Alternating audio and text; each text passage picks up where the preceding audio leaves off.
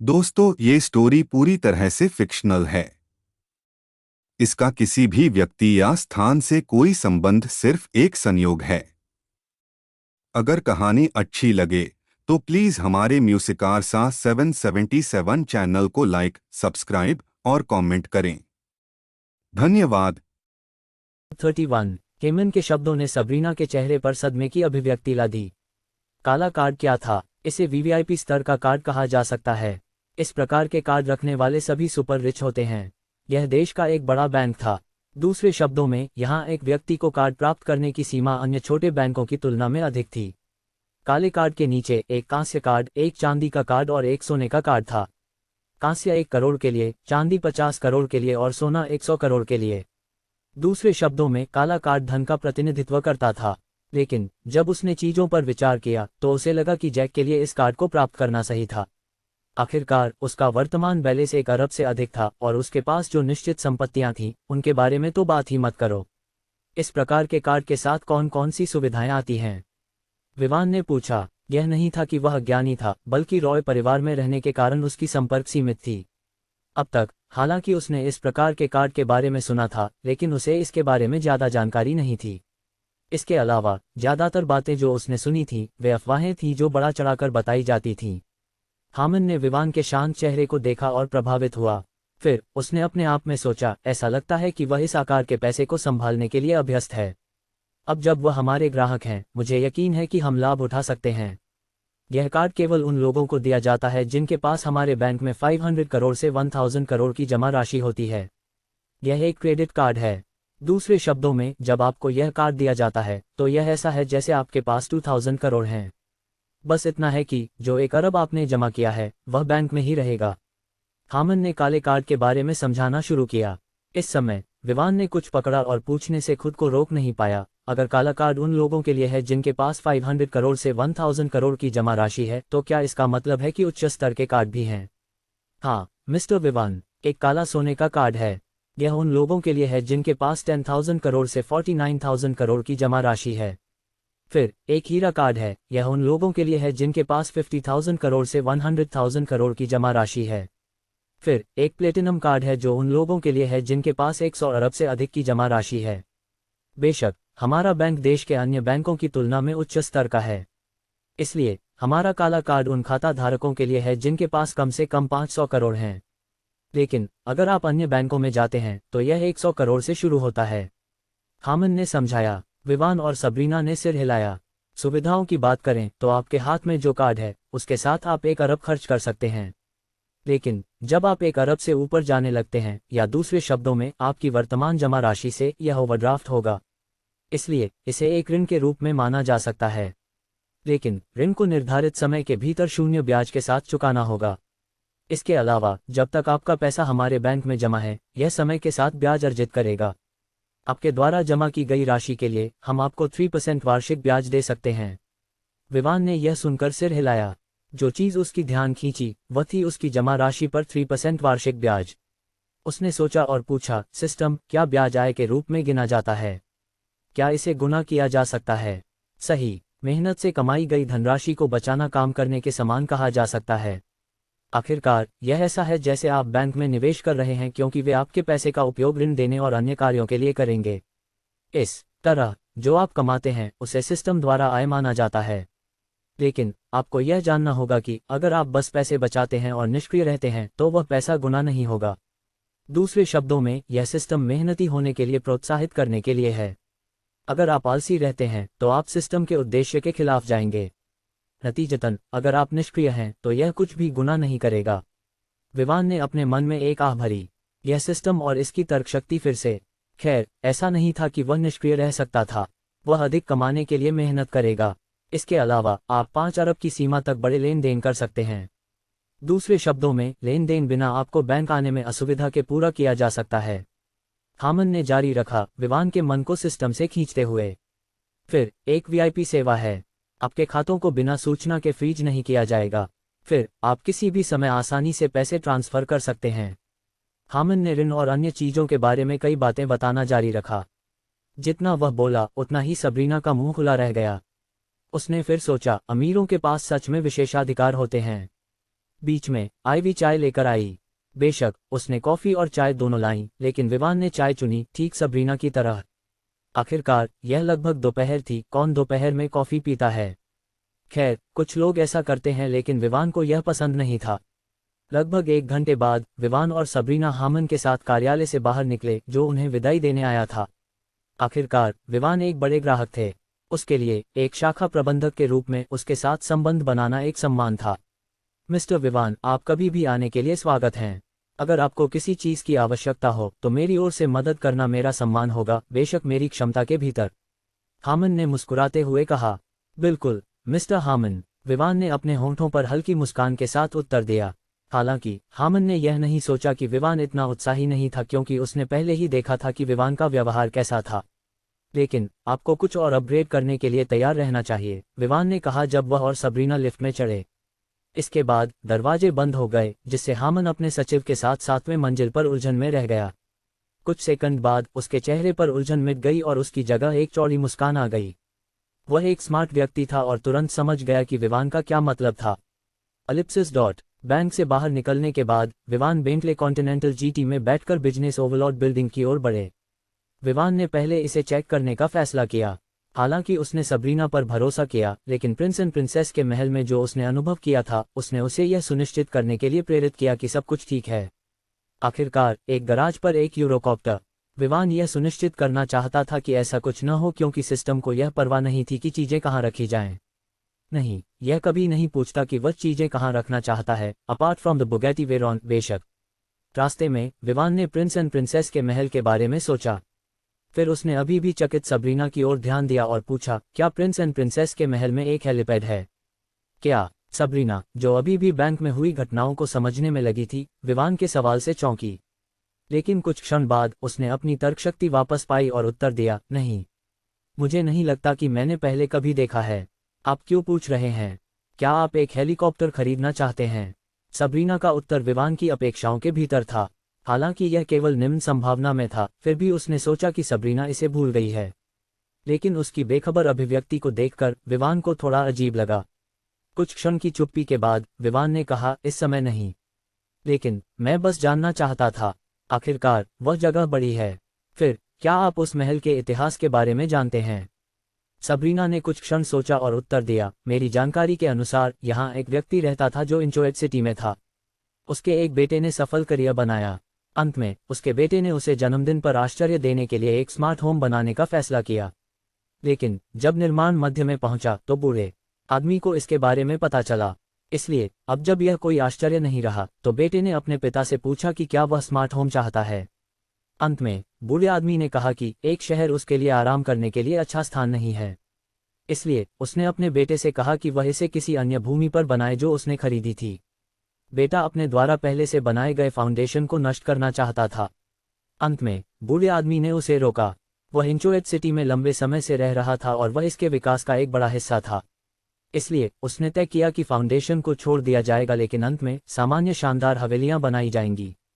उस समय उन्नत गराज पहले से ही पूरा हो चुका था, और जब निर्माण पूरा हुआ तो बूढ़े आदमी ने तय किया कि घर को 38 करोड़ की कीमत पर बेचा जाएगा। यह कीमत एक हवेली के लिए, हालांकि हवेली काफी शानदार थी, शहर के निवासियों के लिए अधिक थी। आखिरकार हवेली का कोई व्यावसायिक मूल्य नहीं था, क्योंकि बूढ़े आदमी ने इसे मुनाफे के लिए बेचना मना किया था। बूढ़े आदमी का ऐसा कम कीमत पर इतनी शानदार हवेलियों को सेट करने का उद्देश्य, हालांकि यह एक नुकसान था, किसी और को इंचोएट सिटी में आकर्षित करना था जो उसके स्थान पर इंचोएट का विकास कर सके। सबरीना ने इस बिंदु पर अपनी कहानी समाप्त की। फिर उसने विवान की ओर देखा, जो अभी भी जो उसने सुना था उसे समझने में लगा था, और एक सुंदर मुस्कान के साथ कहा, और ऐसा लगता है कि बूढ़े आदमी की इच्छा आपके आने से पूरी हो गई है मिस्टर विवान। इसके जवाब में विवान ने कहा, मुझे लगता है कि ऐसा ही है। लेकिन उसने गराज और हेलीपैड के बारे में बात नहीं की, क्योंकि उसने यह जान लिया था कि वे अधिक उन्नत क्यों थे। कुछ समय बाद वे शहर के केंद्र के करीब पहुंचे। दूर से ही विवान स्पष्ट रूप से सबसे ऊंची इमारत देख सकता था। उसने इसे शहर के दिल में अपनी पिछली यात्राओं में देखा था, लेकिन उसने इस पर ध्यान नहीं दिया। आखिरकार उसने क्रिस्टल सिटी में ऊंची इमारतें देखी थीं। रूम बेंटले कॉन्टिनेंटल जीटी ने तेजी से बिल्डिंग के अंडरग्राउंड पार्किंग में प्रवेश किया। तुरंत बाद विवान और सबरीना कार से बाहर निकले। कुछ सेकंड बाद एक सुरक्षा गार्ड आया। उसे सबरीना पहचानता था क्योंकि वह उस समय वहां था जब बिल्डिंग का हैंडओवर सबरीना को किया गया था, जब डेवलपर ने काम पूरा किया था। वह वर्तमान दिन शिफ्ट की टीम का कप्तान था। नमस्ते मिसेस सबरीना। एक झुकाव के बाद उसने उसे नमस्ते किया और फिर विवान को नमस्ते किया, लेकिन यह स्पष्ट था कि वह सबरीना के प्रति अधिक सम्मान दिखा रहा था। कोई भी उसे दोष नहीं दे सकता। विवान केवल 19 साल का था और उसके कपड़े कुछ खास नहीं थे। इसलिए कप्तान ने सोचा कि सबरीना बिल्डिंग का निरीक्षण करने आई है और साथ में इस युवा को लाकर उसके दृष्टिकोण को विस्तारित कर रही है। विवान को इस बात की कोई परवाह नहीं थी। यह नहीं था कि डरने या सम्मानित होने से उसे अधिक पैसे मिलेंगे, लेकिन उसने देखा कि ऐसा लगता है कि होमस्कोप प्रॉपर्टीज लिमिटेड का गुड विजन सिक्योरिटी लिमिटेड के साथ सहयोग था। या शायद वह सिर्फ अधिक सोच रहा था क्योंकि गुड विजन सिक्योरिटी लिमिटेड देश की सबसे अच्छी सुरक्षा कंपनियों में से एक थी और सोमेश्वर में सबसे प्रतिष्ठित थी। सोमेश्वर सिटी की एक लैंडमार्क बिल्डिंग के रूप में इसे सबसे अच्छी सुरक्षा मिलनी चाहिए थी। कप्तान टिम, यह मिस्टर विवान है। वह बिल्डिंग का निरीक्षण करने आए हैं, वह इसे खरीदने जा रहे हैं। मिस्टर विवान, यह टिम है, दिन की शिफ्ट के गार्डों का कप्तान। सबरीना ने मुस्कुराते हुए दोनों का परिचय कराया। सबरीना के शब्दों ने तुरंत टिम को घबरा दिया। आखिरकार वह थोड़ी देर पहले विवान के प्रति सती था।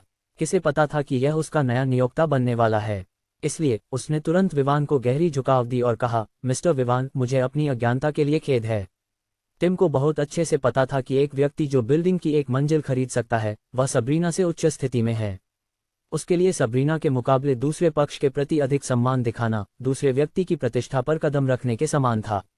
कोई बात नहीं, विवान ने कहा और फिर सबरीना की ओर मुड़कर कहा, चलो बिल्डिंग का निरीक्षण करते हैं। ठीक है, सबरीना ने उत्तर दिया और फिर टिम की ओर देखा, हम इसे चेक करने जा रहे हैं। आप हमारे साथ आ सकते हैं। टिम ने सिर हिलाया और फिर तीनों ने अंडरग्राउंड पार्किंग में मौजूद लिफ्ट का उपयोग किया और पहले मंजिल की ओर बढ़े। विवान ने चारों ओर देखा और बिल्डिंग के स्तर से प्रभावित हुआ। पहली मंजिल अच्छी तरह से डिजाइन की गई थी और लेआउट अव्यवस्थित नहीं था। यह एक ऑफिस बिल्डिंग थी, इसलिए पूरी पहली मंजिल एक बंद ऑफिस लेआउट थी। ऑफिस 300 स्क्वायर मीटर्स के आकार के थे। फिर एक ऑफिस था जो शहर के उत्तरी भाग की ओर देखता था। वहां से, हालांकि अन्य इमारतों के कारण स्पष्ट रूप से नहीं देखा जा सकता था, कम से कम रात की रोशनी देखी जा सकती थी। दूसरी और तीसरी मंजिल पर जाने के बाद विवान ने पाया कि लेआउट अन्य से अलग था, लेकिन एक चीज समान थी, वह यह कि लॉबी क्षेत्र का आकार और डिजाइन वही था। केवल अंतर रंग और सजावट में था। पहली 5 मंजिलों में सब कुछ ठीक देखने के बाद विवान ने 15वीं मंजिल पर जाने का निर्णय लिया। उसे बहुत अच्छे से पता था कि सभी मंजिलों पर जाना निश्चित रूप से उन्हें थका देगा। आखिरकार प्रत्येक मंजिल हजारों मीटर फैली हुई थी। ऐसे ही विवान और जोड़ी अंततः सबसे ऊंची मंजिल पर पहुंचे। बेशक उन्होंने लिफ्ट का उपयोग किया जो सबरीना के अनुसार सभी मंजिलों तक पहुंचती। खैर, विवान ने बटन पर लिखे नंबरों से भी यह देख लिया था। तीसरी मंजिल पूरी तरह से अलग थी। पूर्वी और पश्चिमी क्षितिज को स्पष्ट रूप से देखा जा सकता था। बड़े बॉस की डेस्क और कुर्सी पूर्वी दिशा में थी जो पश्चिम की ओर थी। यहाँ के लेआउट के बारे में जो कोई भी देख सकता था वह यह था कि जो इस ऑफिस का उपयोग कर रहा था वह सुबह की धूप में स्नान कर सकता था और शाम को सूर्यास्त का आनंद ले सकता था। खैर, प्रतीक्षा क्षेत्र मंजिल के पश्चिमी भाग में था। ऑफिस के उत्तरी भाग में एक मीटिंग हॉल था। विवान ने इसे देखा और पाया कि यह काफी बड़ा था, जिसमें 150 लोग समा सकते थे। मंजिल के दक्षिणी भाग में एक रहने का क्षेत्र था। जब कोई दरवाजे से प्रवेश करता तो वह लिविंग रूम में प्रवेश करता। वहां 2 बेडरूम, एक रसोई और अंत में एक वॉशरूम और एक बाथरूम था। यहाँ की चीजें काफी उन्नत थीं और कमरा महल से अलग नहीं दिखता था। विवान इस सेटिंग से संतुष्ट था। आखिरकार अगर वह काम पर था और थक गया तो उसे घर वापस जाने की कोई आवश्यकता नहीं थी। वह बस यहीं रह सकता था। जब सब कुछ ठीक देखने के बाद विवान ने फिर 700 करोड़ का पूरा भुगतान किया, कोई बैलेंस नहीं। इसके बाद समूह ने अंततः बिल्डिंग छोड़ने का निर्णय लिया। आखिरकार यह पहले से ही लंच का समय था। इस पर विवान ने तय किया कि वह जोड़ी को एक अच्छे भोजन के लिए ट्रीट करेगा। जब वे ग्राउंड फ्लोर पर पहुंचे तो विवान ने पाया कि यह एक बड़ा खुला स्थान था जो विभिन्न प्रकार की चीजों से भरा हुआ था जो लोगों को आराम करने या मनोरंजन करने में मदद कर सकता था। वहां बच्चों के खेलने के लिए भी एक जगह थी। दूसरे शब्दों में, ग्राउंड फ्लोर उन लोगों के लिए था जो काम कर रहे थे, आराम करने या मनोरंजन के लिए।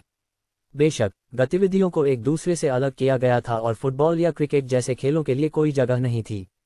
जब वे बिल्डिंग के सामने के दरवाजे से बाहर निकले तो उन्होंने पाया कि वहां एक हलचल थी। ऐसा लग रहा था कि एक व्यक्ति प्रवेश करने की कोशिश कर रहा था लेकिन उसे बिल्डिंग में प्रवेश करने से रोका जा रहा था। Ellipsis dot dot. आपका क्या मतलब है कि मैं प्रवेश नहीं कर सकता? हम इस बिल्डिंग को खरीदने जा रहे हैं, इसलिए मुझे पहले इसे देखना होगा, एक आदमी ने 2 गार्डों से कहा जो उसके रास्ते में खड़े थे। मुझे खेद है सर, यह नहीं है कि हम आपको प्रवेश नहीं देना चाहते, बस इतना है कि आप होमस्कोप प्रॉपर्टीज लिमिटेड के प्रबंधक के बिना प्रवेश नहीं कर सकते। आखिरकार वह इस बिल्डिंग की जिम्मेदार हैं। एक गार्ड ने उत्तर दिया, क्या आप जानते हैं कि मैं कौन हूँ? मैं भूपेंद्र चटर्जी हूँ। चटर्जी, क्या आप समझते हैं, अगर आप मुझे प्रवेश से रोकने की कोशिश करते रहे तो मैं सुनिश्चित करूंगा कि आपको इस शहर में सफाई कर्मचारी की नौकरी भी नहीं मिलेगी। आदमी ने गहरी आवाज में गुस्से और धमकी के साथ बोला, कृपया सर, हमारे लिए चीजें कठिन मत बनाइए, हम यहाँ केवल गार्ड हैं। नियमों के अनुसार हम आपको बिल्डिंग में प्रवेश नहीं दे सकते जब तक कि आप मालिक न हो या आप रियल एस्टेट एजेंसी के प्रबंधक के साथ न हो। दूसरे गार्ड ने उत्तर दिया। हालांकि वे डरे हुए थे, फिर भी उन्होंने उसे प्रवेश नहीं दिया। अब जब आप जानते हैं कि आप एक गार्ड हैं तो आपको अपनी जगह जाननी चाहिए। आप कुछ नहीं हैं, बस एक कुत्ता। अगर आप ऐसा करते रहे हंफ, मैं सुनिश्चित करूंगा कि आप दुखी होंगे। सर, मुझे खेद है लेकिन हम आपको अंदर नहीं जाने दे सकते। आपका क्या मतलब है? क्या मिसेस सबरीना अंदर नहीं हैं? मुझे बताया गया था कि वह सुबह चली गईं। मैंने उन्हें संपर्क करने की कोशिश की लेकिन वह फ़ोन नहीं उठा रही हैं। जैसे ही गार्ड आक्रामक आदमी को जवाब देने वाले थे, बिल्डिंग का दरवाजा खुला और 3 लोग बाहर निकले। कप्तान ने पहले ही सुन लिया था कि उसके अधीनस्थ को कठिनाई हो रही थी, इसलिए वह आगे बढ़ा। जो व्यक्ति धमकियां दे रहा था वह एक मध्य आयु का आदमी था जो काले सूट में था। उसके पास काले बाल थे जो दोपहर की धूप में चमक रहे थे। वर्तमान में वह काले चश्मे पहने हुए था। नमस्ते सर, कृपया चीजें कठिन मत बनाइए। मुझे पता है कि आप भी यहाँ के नियम जानते हैं, इसलिए कृपया हमारे लिए चीजें कठिन मत बनाइए, टिम ने कहा। आप कौन हैं? भूपेंद्र ने टिम की ओर घृणा से देखा। मैं टिम हूँ, दिन की शिफ्ट का कप्तान। टिम ने अपना परिचय पूरा करने से पहले ही भूपेंद्र ने सबरीना को देख लिया और उसे धक्का देकर उसके पास दौड़ पड़ा। वह उस पर चिल्लाने लगा, मिसेस सबरीना, इसका क्या मतलब है? देखिए यहाँ क्या हो रहा है। मैंने आपको इस समय कॉल करने की कोशिश की लेकिन आपने कोई कॉल नहीं उठाए। अगर मैं यहाँ कोशिश नहीं करता तो मुझे आज आपको मिलने का मौका नहीं मिलता। मुझे चटर्जी परिवार के प्रमुख द्वारा भेजा गया था कि मैं बिल्डिंग को देखूं इससे पहले कि निर्णय लिया जाए। अब मुझे इस पर संदेह होने लगा है। साबरीना पर शब्दों की बौछार की गई और विवान, जो सबरीना के पास खड़ा था, अब और सहन नहीं कर सका। यह आदमी ऐसे बर्ताव कर रहा था जैसे वह इस जगह का मालिक हो। जैसे ही विवान ने जगह खरीदी थी, वह किसी कुत्ते को प्रवेश द्वार पर भौंकने की अनुमति नहीं दे सकता था। क्या आप थोड़ी आत्मसम्मान रख सकते हैं और एक बड़े व्यक्ति की तरह व्यवहार कर सकते हैं? आप सूट पहने हुए हैं लेकिन आप बिल्कुल भी शिष्टाचार के साथ व्यवहार नहीं कर रहे हैं, विवान ने एक भरीकुटी के साथ कहा। भूपेंद्र ने विवान को घृणा से देखा और कहा, क्या आप जानते हैं कि आप किससे बात कर रहे हैं, युवा आदमी? भूपेंद्र ने उम्मीद नहीं की थी कि कोई उसे उपदेश देने की कोशिश करेगा। इसके अलावा ऐसा करने वाला केवल एक युवा था। आपकी पहचान मेरे लिए क्या मायने रखती है? बस एक सभ्य व्यक्ति की तरह व्यवहार करें और यहाँ एक पागल कुत्ते की तरह शोर मत मचाएं। विवान ने इस व्यक्ति की पहचान की परवाह नहीं की। आखिरकार चाहे जो भी हो, वह बस एक छोटे शहर के एक बड़े परिवार का सदस्य था। ऐसा नहीं था कि वह किसी बड़े परिवार से था जो विवान को धमकी दे सके। भूपेंद्र की आंखों में गुस्सा स्पष्ट था जब उसने विवान को ठंडे स्वर में घूरा। ऐसा लग रहा था जैसे वह अगले ही क्षण उसे खा जाएगा, लेकिन विवान ने परवाह नहीं की और शांत रहा। भूपेंद्र ने विवान की ओर इशारा करते हुए सबरीना की ओर देखा और डांटते हुए कहा, देखिए, अगर आप अपने बेटे या भाई को नहीं सिखा सकती तो मैं उसे सिखाने में मदद करूंगा। एक छोटे बच्चे को ऐसा बोलने की हिम्मत कैसे हुई? हालांकि इससे पहले कि वह जो कुछ भी कहने वाला था, वह दर्द में चिल्लाया क्योंकि उसने विवान की ओर इशारा करने वाली हाथ को वापस खींचने की कोशिश की। मुझे पसंद नहीं है कि कुछ अनजान लोग मुझे उंगली दिखाएं। इस क्षण में विवान की ठंडी आवाज गूंज उठी और इसी के साथ विवान ने उस उंगली को डिसलोकेट कर दिया जो उसकी ओर इशारा कर रही थी। आह, तुम कमीने, मैं तुम्हें मार डालूंगा। न तो भूपेंद्र और न ही सबरीना ने उम्मीद की थी कि विवान यहाँ शारीरिक रूप से प्रतिक्रिया देगा, लेकिन सबरीना खुश महसूस कर रही थी लेकिन साथ ही चिंतित भी। आखिरकार भूपेंद्र चटर्जी परिवार का सदस्य था, लेकिन कुछ समय बाद चिंताएं गायब हो गईं जब उसने अपने पीछे बिल्डिंग को देखा। यहाँ तक कि चटर्जी परिवार को इसे खरीदने से पहले चर्चा करनी थी। दूसरी ओर विवान ने इसे देखते ही पूरी बिल्डिंग खरीद ली थी। कोई भी व्यक्ति नहीं हो सकता है जिसके खाते में 1 अरब से अधिक की बैलेंस हो। अभी के लिए यहाँ से चले जाओ, विवान ने शांत स्वर में कहा, जैसे कि उसने भूपेंद्र की धमकियों को सुना ही नहीं। तुम्हारी हिम्मत कैसे हुई? मैं सुनिश्चित करूंगा कि तुम आज इस दुनिया से गायब हो जाओगे। तुम्हारे परिवार को भी नहीं बख्शा जाएगा। भूपेंद्र ने विवान के शब्द सुनकर गरजते हुए कहा, तुम्हें मेरे परिवार को नष्ट करने के लिए स्वागत है, लेकिन मुझे यकीन नहीं है कि तुम्हारे पास ऐसा करने की क्षमता है। विवान ने ठंडे स्वर में कहा। भूपेंद्र तुरंत गुस्से में आ गया। यह ऐसा था जैसे विवान उसे बता रहा हो कि चटर्जी परिवार उसकी तुलना में नीच है। वह अभी उस पर कूदने ही वाला था जब टिम और अन्य 2 गार्ड उसे पकड़ लिया। टिम जानता था कि विवान उसका नया नियोक्ता है। आखिरकार उन्होंने वहां उसकी उपस्थिति में अनुबंध पर हस्ताक्षर किए थे और उसने विवान को पैसे ट्रांसफर करते हुए देखा था। जब उसने देखा कि उसे रोका जा रहा है, भूपेंद्र ने सबरीना की ओर इशारा करते हुए चिल्लाया, तुम बस वहां खड़ी हो और देख रही हो कि ये कुत्ते मुझे पकड़ रहे हैं और वह बच्चा मुझसे बात कर रहा है जैसे मैं उसका दोस्त हूं। सुनिश्चित रहो कि मैं इस डील को रद्द करने जा रहा हूं। हम कुछ मंजिलें खरीदना चाहते थे लेकिन अब हम डील रद्द कर रहे हैं। इसके साथ भूपेंद्र ने जाने का इरादा दिखाया। इस प्रकार गार्डों और टिम के साथ भूपेंद्र ने बिल्डिंग के परिसर को छोड़ दिया। सबरीना उसे बताना चाहती थी कि उसने पहले ही बिल्डिंग बेच दी है, लेकिन भूपेंद्र के गुस्से भरे चेहरे को देखकर उसने ऐसा करने का निर्णय नहीं लिया और सोचा कि वह बस परिवार के बटलर को कॉल करेगी और उन्हें इस बारे में सूचित करेगी। एलिप्सिस ... जब भूपेंद्र वहां से चला गया तो वह गुस्से में सोच रहा था, तुम बस इंतजार करो। तुम बस एक छोटी रियल एस्टेट एजेंसी के प्रबंधक हो। देखो, क्या तुम मेरे पास आकर उस बिल्डिंग की मंजिलें खरीदने के लिए भीख नहीं मांगोगे? हन्फ, और उस बच्चे के लिए मैं सुनिश्चित करूंगा कि वह और भी अधिक कठिनाइयों का सामना करे। कुछ कदम चलने के बाद उसे अचानक याद आया कि उसे विवान का नाम भी नहीं पता था। उसने रुककर उन तीनों की ओर देखा जो उसे बाहर ले जा रहे थे। उस बच्चे का नाम क्या है? मुझे खेद है सर, लेकिन मैं आपको उसके बारे में कोई जानकारी नहीं दे सकता, टिम ने उत्तर दिया। तीनों में से वह अकेला था जो विवान का नाम जानता था। भूपेंद्र के व्यवहार से उसे यकीन था कि वह कुछ बुरा करने की योजना बना रहा है, लेकिन विवान अब उसका बॉस था। नहीं, वह अब उसका बॉस था। वह, जो सुरक्षा का प्रभारी था, अपने बॉस की सुरक्षा से समझौता करने वाली जानकारी कैसे दे सकता था? टिम के उत्तर सुनकर भूपेंद्र का चेहरा और भी काला हो गया। उसने टिम को घृणा से देखा और कहा, तुम जानते हो कि मैं चटर्जी परिवार से हूं, जो सोमेश्वर सिटी का ओवरलॉर्ड है। दूसरे शब्दों में, मैं तुम्हें ऐसी समस्याएं दे सकता हूं जो तुम सोच भी नहीं सकते। इसलिए अगर तुम मुझे उसका नाम नहीं बताओगे तो मैं यहाँ हर दिन तुम्हें परेशान करने के लिए लोगों का एक समूह लाऊंगा। यह सुनकर टिम का चेहरा अच्छा नहीं था। उसे भी चटर्जी परिवार की सोमेश्वर सिटी में शक्ति का पता था। अगर उन्होंने उसके लिए चीजें कठिन करने का निर्णय लिया तो कई जटिलताएं होंगी। अगर यह कोई और होता तो टिम ने निश्चित रूप से उसे यहाँ से बाहर फेंक दिया होता, लेकिन चटर्जी परिवार से होने के कारण वह केवल उसे बाहर ले जा सकता था, यह सुनिश्चित करते हुए कि उस पर कठोरता न हो। सोचने के बाद उसने महसूस किया कि बस एक नाम इतनी महत्वपूर्ण जानकारी नहीं थी, है ना? इसके अलावा एक ऐसा व्यक्ति जो ऐसी बिल्डिंग खरीद सकता है, वह कोई छोटा व्यक्ति नहीं था। इसलिए उसे यकीन था कि भूपेंद्र जब इसकी जांच करेगा तो वह हार मान लेगा और ऐसे बड़े व्यक्ति को नाराज नहीं करेगा।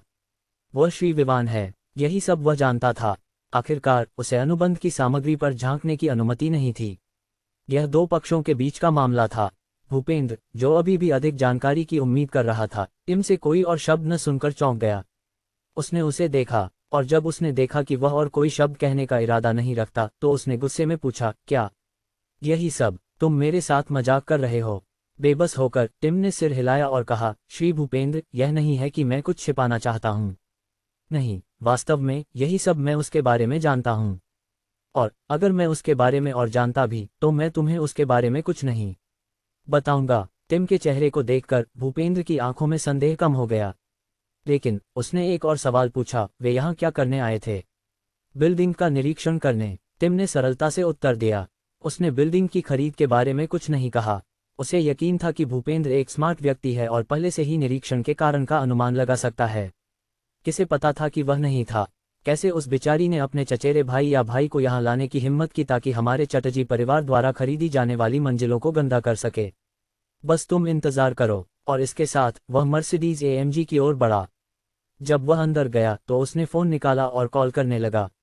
कुछ समय बाद दूसरी ओर एक पुरुष की आवाज आई, हाँ भूपेंद्र, यह परिवार का बटलर था।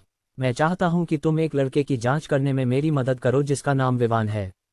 वह बिजनेस ओवरलॉर्ड बिल्डिंग में कुछ शामिल है। मैंने सबरीना से संपर्क करने की कोशिश की लेकिन वह महिला मेरे लिए चीजें कठिन बना रही है। मुझे लगता है कि यह इस युवा आदमी से संबंधित हो सकता है। भूपेंद्र की आवाज़ इस बार विवान और अन्य से बात करते समय की तरह घमंडी नहीं थी। क्या तुम इस बारे में सुनिश्चित हो?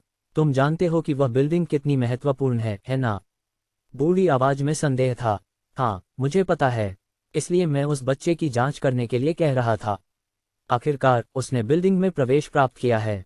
भूपेंद्र ने जल्दी से उत्तर दिया। ठीक है, मुझे पता है कि क्या करना है। बूढ़ी आवाज़ ने उत्तर दिया और फिर फ़ोन काट दिया। जब भूपेंद्र ने देखा कि फ़ोन पहले ही काट दिया गया है तो उसका चेहरा और भी काला हो गया। लेकिन वह उस बूढ़े आदमी को केवल गालियां देने के अलावा कुछ नहीं कर सकता था। अलिप्सिस डॉट डॉट। जब देखा कि परेशानी चली गई है, विवान वापस अंडरग्राउंड पार्किंग में गया और अपनी बेंटले कॉन्टिनेंटल जीटी को बाहर निकाला। चूंकि उसने उसे एक भोजन का वादा किया था, उसने उसे सोमेश्वर सिटी में स्थित एक प्रसिद्ध 5 सितारा होटल ग्लेज होटल में ले जाया। यह इस लोकप्रिय होटल की केवल एक शाखा थी। ग्लेज होटल देश में एक प्रसिद्ध 5 सितारा होटल था, इसलिए यहाँ परोसे जाने वाले व्यंजन उच्च गुणवत्ता के थे और भोजन की कुल लागत 78,950 रुपये थी। फिर उसने सबरीना को होमस्कोप प्रॉपर्टीज लिमिटेड वापस ले जाया। वहाँ उसने प्रत्येक मंजिल की चाबियां और प्रमाण पत्र प्राप्त किए। उन्हें कार में रखकर वह चला गया, सबरीना को पीछे छोड़ते हुए। सबरीना फिर अपने जूनियर्स की नज़रों के नीचे अपने कार्यालय गई। जब वह अपने कार्यालय में गई तो उसने डेस्क पर रखे फ़ोन को देखा। जब उसने देखा कि विवान के खाते में 1 अरब से अधिक की बैलेंस है तो वह इतनी घबरा गई कि वह पूरी तरह से भूल गई कि बैंक जाने के समय उसे अपना फ़ोन साथ लेना था। फ़ोन उठाते ही उसने देखा कि उसमें 14 से अधिक मिस्ड कॉल और लगभग 10 संदेश थे।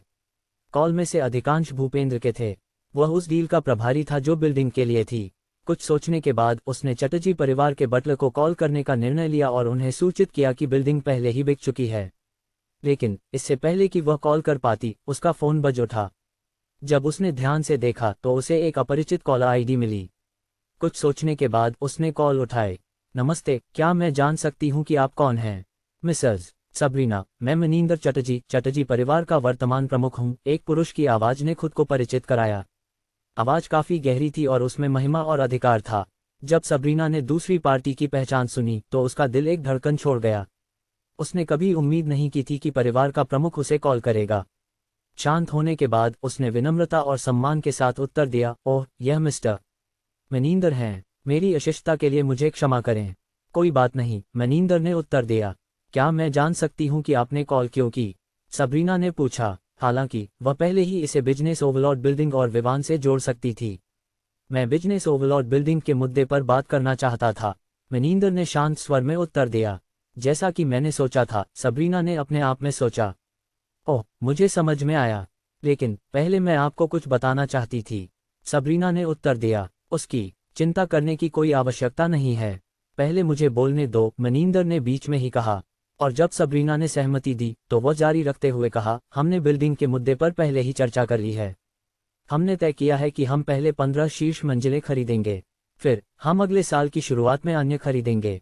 उसके शब्द सुनकर सबरीना केवल अपने सिर को थपथपाते हुए घबराते हुए उत्तर दे सकी, मुझे खेद है मिस्टर मनिंदर, लेकिन बिजनेस ओवरलॉर्ड बिल्डिंग पहले ही बिक चुकी है। उसे पता था कि इससे शहर में बड़ा हंगामा होगा। आखिरकार कई लोग जानते थे कि चटर्जी परिवार बिल्डिंग खरीदने की योजना बना रहा था। लेकिन अब विवान आया और एक ही बार में सब कुछ चुका दिया। एक रियल एस्टेट एजेंसी के प्रबंधक के रूप में उसकी भूमिका उन लोगों को बिल्डिंग बेचना थी जो उन्हें खरीदना चाहते थे। चटर्जी परिवार इस पर इतनी देर कर रहा था और जब देखा कि विवान बिल्डिंग में रुचि रखता है तो उसने उसे बेचने के लिए सहमति दी। क्या, जैसा कि अपेक्षित था, मनिंदर तुरंत अपना संयम खो बैठा। मनिंदर शांत नहीं रह सका। वे पिछले 1 महीने से बिल्डिंग खरीदने की योजना बना रहे थे। वे अपनी गति से चीजें ले रहे थे, यह सोचते हुए कि कोई भी इसे खरीदने में सक्षम नहीं होगा। आखिरकार यहाँ तक कि वे सोमेश्वर सिटी के ओवरलॉर्ड्स को भी वर्तमान 350 करोड़ रुपये इकट्ठा करने के लिए एक निश्चित समय की आवश्यकता थी। यह नहीं था कि वे एक साथ 700 करोड़ रुपये का भुगतान नहीं कर सकते थे। बस इतना था कि इससे चटर्जी कॉर्पोरेशन के नकद प्रवाह पर असर पड़ेगा। इतनी बड़ी कंपनी को पैसे की आवश्यकता होती है। उनके खातों को खाली छोड़ने का कोई तरीका नहीं था। आखिरकार आपात स्थिति में वे पैसे की कमी के कारण गिर सकते थे। और बड़ी कंपनियां आसानी से गिर सकती हैं, कारण बिना पैसे के उन्हें यकीन था कि उन 5 परिवारों ने जो अब तक उनके नीचे थे, निश्चित रूप से एकजुट होकर सुनिश्चित करेंगे कि वे बहुत अधिक पीड़ित हों। इस तरह वे या तो ढह जाएंगे या वे अन्य 5 परिवारों के समान स्तर पर आ जाएंगे यदि वे अपने संबंधों और नींव पर निर्भर रहेंगे। आज जब भूपेंद्र ने कॉल किया, वह उस समय मौजूद था जब बटलर ने कॉल प्राप्त किया। इसलिए उसने सुना कि भूपेंद्र ने क्या कहा, और जो कुछ उसने जाना उसके अनुसार सबरीना उन्हें अनदेखा नहीं कर सकती थी। इसलिए उसे लगा कि कुछ गलत है। यही कारण था कि उसने थोड़ी देर बाद कॉल किया। वह कुछ चीज़ों की पुष्टि करना चाहता था और यही कारण था कि उसने सबरीना से पहले बोलने के लिए कहा, यह सुनिश्चित करने के लिए कि वह जानती थी कि वे बिल्डिंग खरीदने के लिए गंभीर हैं। लेकिन अब उसने बस सुना कि किसी ने इसे खरीद लिया है। कौन सी मंजिल खरीदी गई?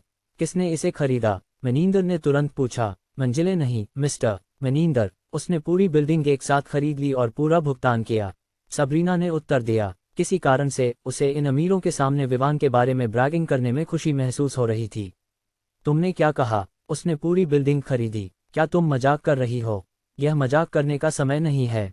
किसने इसे खरीदा? मनिंदर ने सबरीना पर शब्दों की बौछार की, और इस क्षण में उसने महसूस किया कि वह काफी चिंतित था।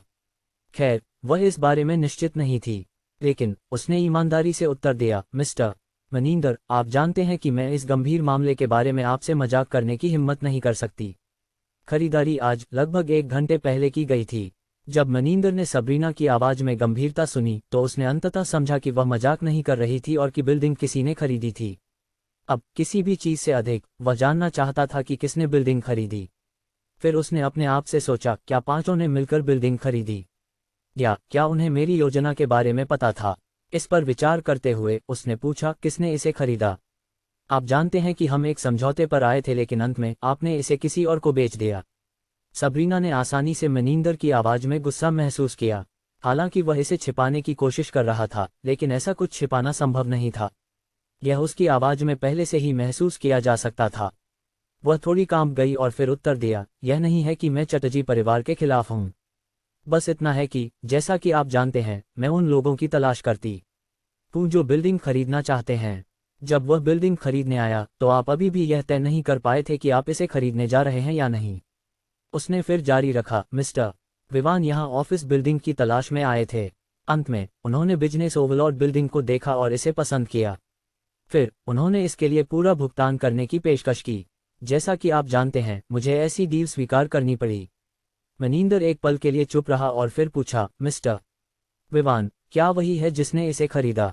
सबरीना को लगा कि कुछ गलत है, लेकिन वह इसे स्पष्ट नहीं कर पा रही थी। अंत में उसने सिर हिलाया और उत्तर दिया, हाँ, वही है जिसने इसे खरीदा। ठीक है, मुझे समझ में आया। और इसके साथ मनिंदर ने फोन काट दिया। सबरीना को उसके कार्यालय में अनिश्चितता के साथ खड़ा छोड़ दिया, यह नहीं जानते हुए कि क्या करना है। Ellipsis dot dot happy residential area. एक बड़े और भव्य महल के अंदर एक अध्ययन कक्ष में मनिंदर ने फोन टेबल पर फेंका और उसके बगल में बैठे सफेद बालों वाले बूढ़े आदमी की ओर देखा और कहा, अंकल रूबेन, मेरी मदद करो और पता करो कि यह जैक कौन है। मैं जानना चाहता हूं कि क्या इनमें से किसी 5 परिवार का इसमें हाथ है, और अगर वे शामिल हैं तो उन्हें भुगतना पड़ेगा। मनिंदर की गुस्से और दुर्भावना से भरी नजरों को देखकर रूबेन ने साइड किया और कहा, इसकी चिंता मत करो, मैं सुनिश्चित करूंगा कि उसके बारे में सभी जानकारी प्राप्त करूंगा।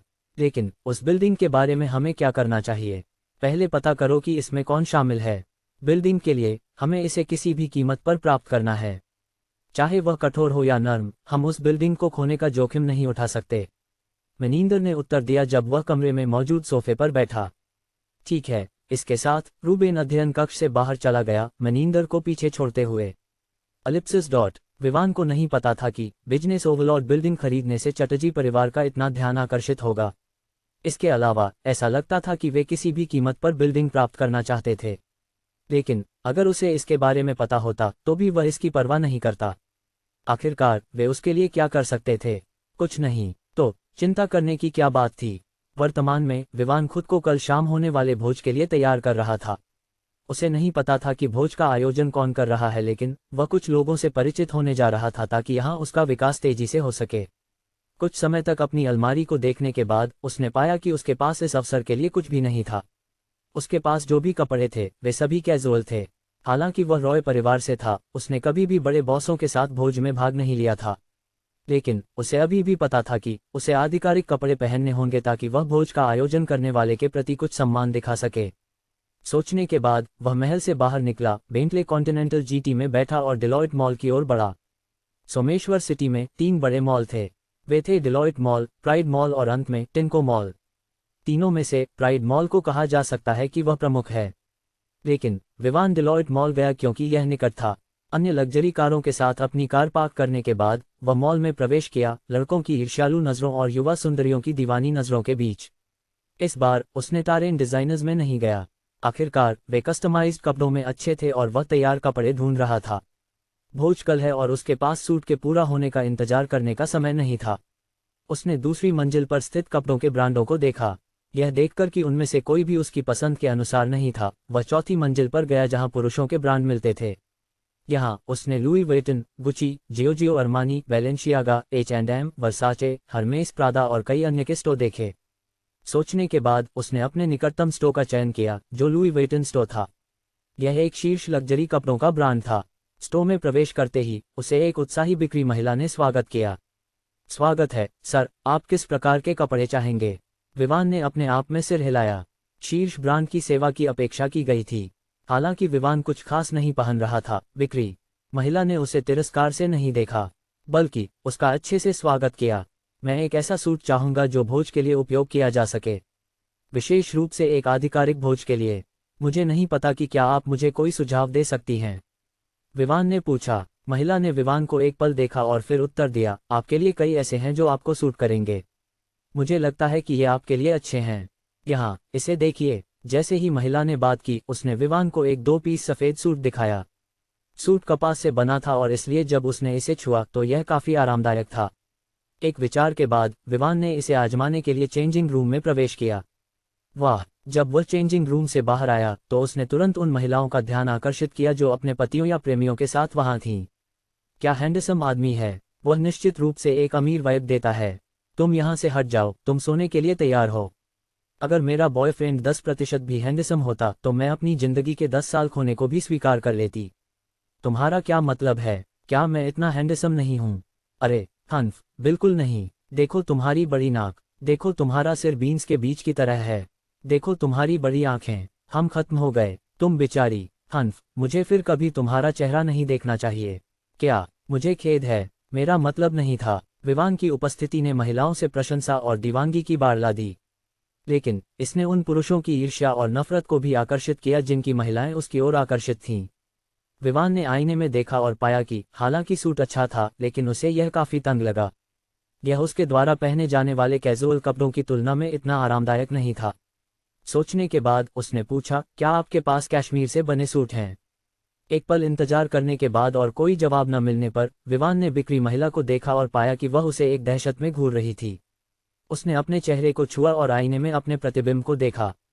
उसने देखा कि कुछ भी गलत नहीं था। फिर उसने महिला को देखा और उसके सामने हाथ लहराया। नमस्ते, क्या आप वहाँ हैं? अरे ओह, मुझे खेद है सर, मैं वहाँ खो गई थी, महिला ने अपने सिर को झुकाते हुए उत्तर दिया। कोई बात नहीं। क्या आपके पास कैश्मीर से बने सूट हैं? उसने फिर से सवाल दोहराया। जब विवान ने कैश्मीर शब्द का उल्लेख किया तो यह भीड़ में हलचल पैदा कर दी। यह जानना जरूरी था कि कैश्मीर कपड़ों के निर्माण में इस्तेमाल होने वाला सबसे महंगा सामग्री है, और अब विवान इस सामग्री से बना सूट मांग रहा था। यहाँ परिणाम स्पष्ट था, सूट की कीमत आसमान छूने वाली होगी। अगर कोई इस सामग्री से बने कपड़े पहनता है तो यह उसकी धन दौलत का संकेत होता है। लेकिन निश्चित रूप से विवान केवल इसलिए ऐसा कर रहा था क्योंकि इस सामग्री से बने कपड़े बहुत अधिक आरामदायक होते हैं। क्या आप इस बारे में सुनिश्चित हैं, सर? कीमत अधिक होगी, बिक्री महिला ने याद दिलाया। हालांकि विवान को आत्मविश्वास था, लेकिन महिला को यह विश्वास नहीं था कि विवान इस सामग्री से बने कपड़े खरीदने में सक्षम होगा। उसे दोष नहीं दिया जा सकता। आखिरकार यह कपड़ों का वह सामग्री था जिसे केवल अमीर लोग ही खरीद सकते थे। वास्तव में यह वह सामग्री थी जिसे कई लोग दिखावा करने के लिए खरीदते थे, जबकि कुछ लोग इसे आरामदायक होने के बावजूद नहीं खरीदते थे। आखिरकार वे बस कहेंगे, कपास और लिनन भी मेरे लिए ठीक हैं, मुझे वह क्यों खरीदना चाहिए? पैसे की चिंता मत करो, तुम बस मुझे सभी कपड़े लाकर दो जो मुझे फिट आते हैं, मैं सभी ले लूंगा, विवान ने कहा, जिससे चारों ओर के लोगों के मन में हलचल मच गई। कुछ लोग इसे और नहीं रोक सके और आगे बढ़कर उसे याद दिलाने लगे। युवक, तुम्हें पता होना चाहिए कि कैश्मीर कपड़ों के निर्माण में इस्तेमाल होने वाला सबसे महंगा सामग्री है। इसलिए अगर तुम यह तय करते हो कि तुम इस सामग्री से बने सभी कपड़े ले लोगे तो मुझे यकीन है कि तुम लाखों रुपये खर्च करोगे। हाँ, तुम बेहतर है कि ऐसा मत मांगो। बेहतर होगा कि तुम केवल वही लो जो तुम खरीद सकते हो। तुम्हें हमारे सामने दिखावा करने की कोई आवश्यकता नहीं है। सही है लड़के, तुम्हें कपड़े पैक करने के बाद उन्हें खरीदने के लिए पैसे की कमी होने से खुद को शर्मिंदा करने की कोई आवश्यकता नहीं है। धन्यवाद इस याद दिलाने के लिए, लेकिन मैं जानता हूं कि मैं क्या कर रहा हूं। विवान ने शांत स्वर में उत्तर दिया। आजकल के युवा, वे कितने गर्म खून वाले होते हैं। हम उसकी भलाई के लिए उसे सलाह देने की कोशिश कर रहे हैं और वह सोचता है कि हम दखल दे रहे हैं। हन्फ, एरोगेंटली रहो और देखो कि तुम कपड़ों के लिए कैसे भुगतान करते हो। विवान इस शब्दों की बौछार से स्टन रह गया। फिर उसने अपने आप से सोचा, क्या मैंने सिर्फ यह नहीं कहा कि मैं कपड़े खरीदने में सक्षम हूं? मैंने कब और कहाँ कहा कि तुम दखल दे रहे हो? कब और कैसे मैं एरोगेंट बन गया? बेशक विवान को यह नहीं पता था कि ये सभी लोग उसे इसलिए निशाना बना रहे थे क्योंकि उनकी लड़कियां उसकी हैंडसम चेहरे से प्रभावित थीं। वे पहले से ही देख सकते थे कि लड़कियों की नज़रें उन पर कैसे बदल गई थीं। अब वे इस मौके का उपयोग करके विवान को पूरी तरह से दबाने की कोशिश कर रहे थे ताकि उनकी महिलाएं देख सकें कि उसके पास कोई क्षमता नहीं है। लेकिन किसे पता था कि लड़कियां उसे छोड़ने वाली नहीं थीं। जब उन्होंने देखा कि कई लोग विवान के खिलाफ हैं तो उन्होंने उनकी निंदा करना शुरू कर दिया। तुम्हारा क्या मतलब है? क्या तुम उसकी जेब की गहराई के बारे में जानते हो? हाँ सही, तुम लोग बस ईर्ष्यालु हो। बकवास करना बंद करो। अगर तुम इसे खरीदने में सक्षम नहीं हो तो इसका मतलब यह नहीं है कि वह भी इसे खरीदने में सक्षम नहीं है। तुम लोग उसके हैंडसम चेहरे से ईर्ष्या कर रहे हो।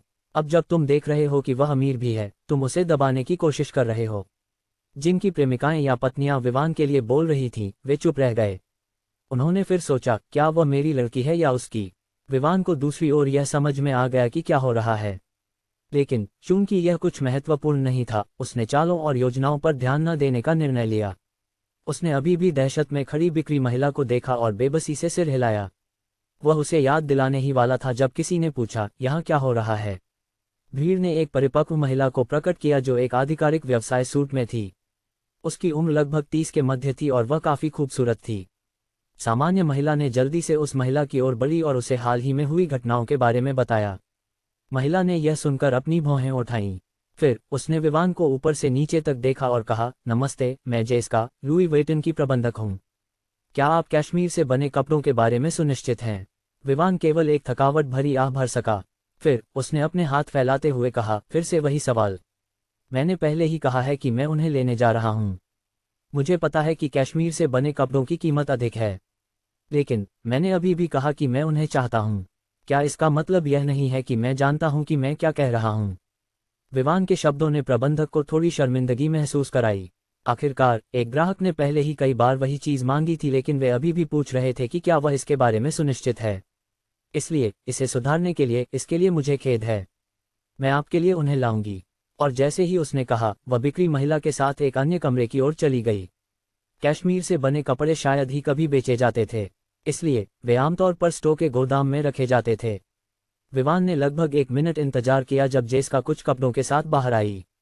यहाँ तक कि बिक्री महिला भी कुछ कपड़े ले जा रही थी, लेकिन दूर से ही विवान देख सकता था कि उनके पास ज़्यादा कपड़े नहीं थे।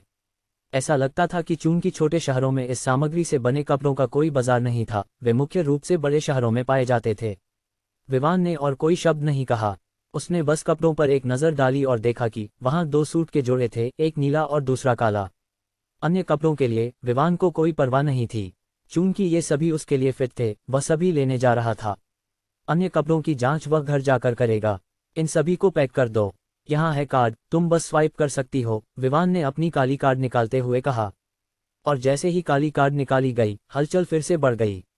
लेकिन निश्चित रूप से इस बार कुछ लोग जल्दी से स्टोर छोड़ने के लिए दौड़ पड़े। वे वही थे जो विवान को दबाने की कोशिश कर रहे थे। हे भगवान, यह एक काली कार्ड है। रुको, यह तो फ्लायर्स बैंक से है। अरे, एक काली कार्ड क्या कर सकती है? क्या यह सिर्फ रंग में अंतर नहीं है? तुम देहाती, तुम इस स्टोर में क्या कर रहे हो अगर तुम कुछ साधारण नहीं जानते? उस काली कार्ड का इससे क्या लेना देना? इसका सब कुछ लेना देना है। यह एक काली कार्ड है जो बैंक के वीआईपी को दी जाती है। केवल वही लोग जो अपने खातों में 100 करोड़ रुपये की जमा राशि रखते हैं इसे प्राप्त कर सकते हैं। क्या 100 करोड़? शायद तुम नहीं जानते क्योंकि तुम देहाती हो, लेकिन मैं उदारता से तुम्हें यह बताऊंगा। तुम उस कार्ड को देख रहे हो, यह फ्लायर्स बैंक का काली कार्ड है। इसे पाने के लिए तुम्हारे पास कम से कम 500 करोड़ रुपये की जमा राशि होनी चाहिए। किस इतना? तो वह आदमी वहाँ नया अमीर है। कहे, मैंने सुना कि कोई कह रहा था कि वह कपड़े खरीदने में सक्षम नहीं है। किसी के पास कम से कम 500 करोड़ रुपए की तरल नकद हो, क्या तुम सोचते हो कि वह तुम्हारे समान है? यह तो उसकी निश्चित संपत्तियों को जोड़ने की बात नहीं है। हन्फ, तुम यह नहीं जानते, लेकिन यह शायद एक नकली है। सही है, कुछ बेवकूफ़ लोग दिखावा करने के लिए कार्ड की नकल करने की कोशिश करते हैं। अपनी बड़ी बात बंद करो। क्या तुम जानते हो कि हम कहाँ हैं? यह लुई वेटन है, एक शीर्ष ब्रांड। यहाँ धोखाधड़ी करने की हिम्मत कौन करेगा? यहाँ तक कि जेसिका भी इस कार्ड को देखकर आश्चर्यचकित थी। यह नहीं था कि उसने कभी काली कार्ड वाले व्यक्ति के साथ काम नहीं किया, लेकिन यह अलग था। यह फ्लायर्स बैंक का काली कार्ड था। फ्लायर्स बैंक का काली कार्ड पाने के लिए किसी के पास कम से कम 500 करोड़ रुपए होने चाहिए। उसने कार्ड को सम्मानपूर्वक लिया। फिर उसने कार्ड को स्वाइप किया। जब विवान ने अपना पिन डाला तो भुगतान की सफलता की डिंग ध्वनि गूंज उठी। भीड़ तुरंत चकित हो गई। आखिरकार विवान ने कीमत के बारे में पूछे बिना तुरंत भुगतान किया। कोई मोलभाव नहीं, कोई छूट की मांग नहीं, और इसी तरह। वह आदमी कहाँ है? क्या एक धोखेबाज नकली कार्ड का उपयोग करके भुगतान कर सकता है? मैं ईर्ष्यालु हूँ। वह आदमी न केवल हैंडसम है, बल्कि वह अमीर भी है। क्यों क्यों क्यों? मैं उसके समान अमीर क्यों नहीं हो सकता? नहीं हैंडसम। अपनी बड़ी बात बाहर ले जाओ। क्या तुम सोचते हो कि तुम उसके साथ तुलना करने के योग्य हो? यार, बिना कीमत पूछे और छूट की मांग किए खरीदना, यह कितना कूल है। हाँ, यही अमीरों की दुनिया है। जैसे ही सब कुछ ठीक होने की पुष्टि हुई, जेसिका ने रसीद ली और विवान को देते हुए कहा, कुल 6.4 करोड़ रुपए। हमारे पास आपके आकार के कपड़ों का इतना स्टॉक नहीं था। साथ ही बिक्री महिला ने जल्दी से कपड़ों को अच्छे पैकेज में पैक किया और उन्हें 3 लुई वेटन बैग में रखा। क्या मैंने सही सुना? क्या उसने अभी कहा कि कपड़े 64 लाख रुपए के हैं? सोते हुए खड़े हो। उसने कहा 6.4 करोड़ रुपए। और उसने बिना सवाल किए भुगतान किया। क्या तुम उस काली कार्ड को नहीं देख रहे? इसमें सैकड़ों करोड़ रुपए हैं। 6.4 करोड़ रुपए क्या बड़ी बात है? तुम क्या बकवास कर रहे हो? 6.4 करोड़ रुपए एक छोटी राशि है। क्या तुम इसे खरीद सकते हो? मैं अपने बारे में बात नहीं कर रहा था, मैं उसके बारे में बात कर रहा था। तुम एक आदमी हो, उसकी प्रेमिका नहीं। तुम उसके लिए कैसे बड़ाई कर सकते हो? भीड़ इस और उसके बारे में बात करती रही। अंत में हलचल ने अन्य स्टोर के बिक्री व्यक्तियों को आकर्षित किया। वे लुई वेटन स्टोर के प्रवेश द्वार पर इकट्ठा हो गए, विवान का ध्यान आकर्षित करने की कोशिश कर रहे थे। आखिरकार अगर एक सुपर अमीर व्यक्ति यहाँ है, तो वे उससे अधिक पैसे कमाने के मौके को कैसे छोड़ सकते हैं? जितना अधिक पैसा वह खर्च करेगा, उतना ही अधिक उनका कमीशन होगा। हालांकि विवान कपड़े खरीदना चाहता था, इसका मतलब यह नहीं था कि वह बिना सोचे समझे पैसे खर्च करने जा रहा था ताकि वह अंत में ऐसे कपड़े खरीदे जिन्हें वह पहनने वाला नहीं था। इसलिए लुई वेटन स्टोर से बाहर निकलने के बाद उसने केवल घड़ी और आभूषण की दुकान के प्रबंधकों के प्रस्ताव को स्वीकार किया। वह एक वाचरॉन कॉन्स्टेंटिन की दुकान में गया। वहां उसने मौजूद घड़ियों को देखा। प्रबंधक द्वारा उसे दिखाई गई घड़ियों को देखने में कुछ समय बिताने के बाद विवान ने अंततः अपना निर्णय लिया। उसने दुकान में मौजूद सबसे महंगी घड़ी खरीदी। उसने इसे उच्च कीमत के कारण नहीं खरीदा, बल्कि इसलिए कि वह घड़ी से आकर्षित हुआ था। आखिरकार पुरुष स्पोर्ट्स कारों और घड़ियों के लिए जाते हैं। जिस घड़ी का उसने चयन किया था वह वाचरॉन कॉन्स्टेंटिन ट्रेडिशन ले थी। यह एक सीमित संस्करण था जिसमें दुनिया में केवल 4 टुकड़े थे। चूंकि दुनिया में केवल 4 टुकड़े थे, इसका मतलब था कि इस दुकान में जो था वह एक प्रतिकृति थी, एक मॉडल, अगर आप चाहें। इसलिए विवान को इसके उसके पास पहुंचने के लिए इंतजार करना होगा। इस घड़ी की कीमत 8 करोड़ रुपए थी। विवान ने तुरंत भुगतान किया जब वह एक समझौते पर पहुंचा। उसे एक रसीद दी गई जिसे वह घड़ी प्राप्त करने के लिए उपयोग करेगा जब यह उसे भेजी जाएगी। विवान के पैसे खर्च करने के तरीके ने उन सभी को चकित कर दिया जो उसे पैसे खर्च करते हुए देखने के लिए इकट्ठा हुए थे। चूंकि वाचरॉन कॉन्स्टेंटिन ट्रेडिशन ले मौजूद नहीं थी, विवान को एक और घड़ी की तलाश करनी पड़ी। इसलिए उसने स्टोर के प्रवेश द्वार पर खड़ी भीड़ की ओर मुड़कर पूछा, क्या आपके किसी स्टोर में कोई अच्छी घड़ी है? जैसे ही विवान ने ये शब्द कहे, भीड़ ने प्रतिक्रिया दी। आखिरकार यह एक टाइकून था जो खर्च करना चाहता था। जो लोग घड़ी की दुकान के प्रभारी थे तुरंत आगे बढ़े। हमारे पास सीमित संस्करण की रोलेक्स है, इसे छोड़ दो। हमारे पास एक पैटेक फिलिप भी है। हमारे कार्टियर के पास भी एक है। सभी उपस्थित प्रबंधक इस अमीर आदमी को आकर्षित करने की कोशिश कर रहे थे। विवान ने शोर मचाते हुए भीड़ की ओर हाथ हिलाया और कहा, मैं एक ऐसा सूट चाहता हूं जो तुरंत उपलब्ध हो, वह जो मैं कल पहन सकूं। विवान के शब्द सुनकर उनमें से अधिकांश निराश हो गए। हालांकि अभी भी कुछ अच्छी घड़ियां थीं, वे सीमित संस्करणों के स्तर पर नहीं थीं। जैसे विवान पूछ रहा था, यह स्पष्ट था कि वह सीमित संस्करण की घड़ियां चाहता था। जब वे पीछे हट गए, एक महिला आगे बढ़ी और विवान से कहा, हैंडसम, हमारे पास एक है। मुझे लगता है कि आप वास्तव में भाग्यशाली हैं। इसे आज शाम को बंद होने पर भेजा जाने वाला था। विवान ने महिला की ओर देखा और जिज्ञासा से पूछा, यह किस ब्रांड की है? महिला ने अपनी मुद्रा को सीधा किया और कहा, मैं पैटेक फिलिप्स से हूँ। विवान ने सिर हिलाया। यह एक बुरा ब्रांड नहीं था और उन्होंने जो घड़ियां बनाई थीं, वे उसकी पसंद के अनुसार अच्छी थीं। इसलिए वह महिला के साथ उसकी दुकान की ओर बढ़ा। अन्य लोग केवल अपनी दुर्भाग्य पर आहें भर सकते थे। साथ ही वे केवल उच्च अधिकारियों को दोष दे सकते थे कि उन्होंने इस दिन एक मॉडल को रखने की अनुमति दी। आखिरकार यह पैसे की बात थी, लेकिन वे केवल इसे चलते हुए देख सकते थे। दुकान में प्रवेश करने के बाद भीड़ ने उनका पीछा किया और प्रवेश द्वार पर खड़ी हो गई। और जब अन्य लोग जो अभी इस मंजिल पर आए थे ने यहाँ के दृश्य को देखा, तो वे तुरंत उनके साथ शामिल हो गए। इसलिए पूरी मंजिल भीड़ से भर गई। अंत में मॉल के प्रबंधन को सतर्क किया गया और उन्हें यहाँ हो रही घटनाओं को देखने के लिए मजबूर होना पड़ा। वे दोनों आश्चर्यचकित और प्रसन्न थे कि उन्हें एक ऐसा अमीर ग्राहक मिल सकता है जो एक ही बार में 10 करोड़ रुपये से अधिक खर्च कर सकता है। विवान ने उसे प्रस्तुत की गई घड़ी को देखा। उससे पहले कुछ कहने से पहले प्रबंधक ने घड़ी का परिचय देना शुरू कर दिया। यह घड़ी पैटेक फिलिप नॉटिलस 5719 टेंस जी कहलाती है। वर्तमान में दुनिया में केवल 7 टुकड़े हैं। इनमें से 4 पहले ही बिक चुके हैं। इसमें स्वचालित यांत्रिक आंदोलन है। इसका कैलिबर 26 to 330 SC है।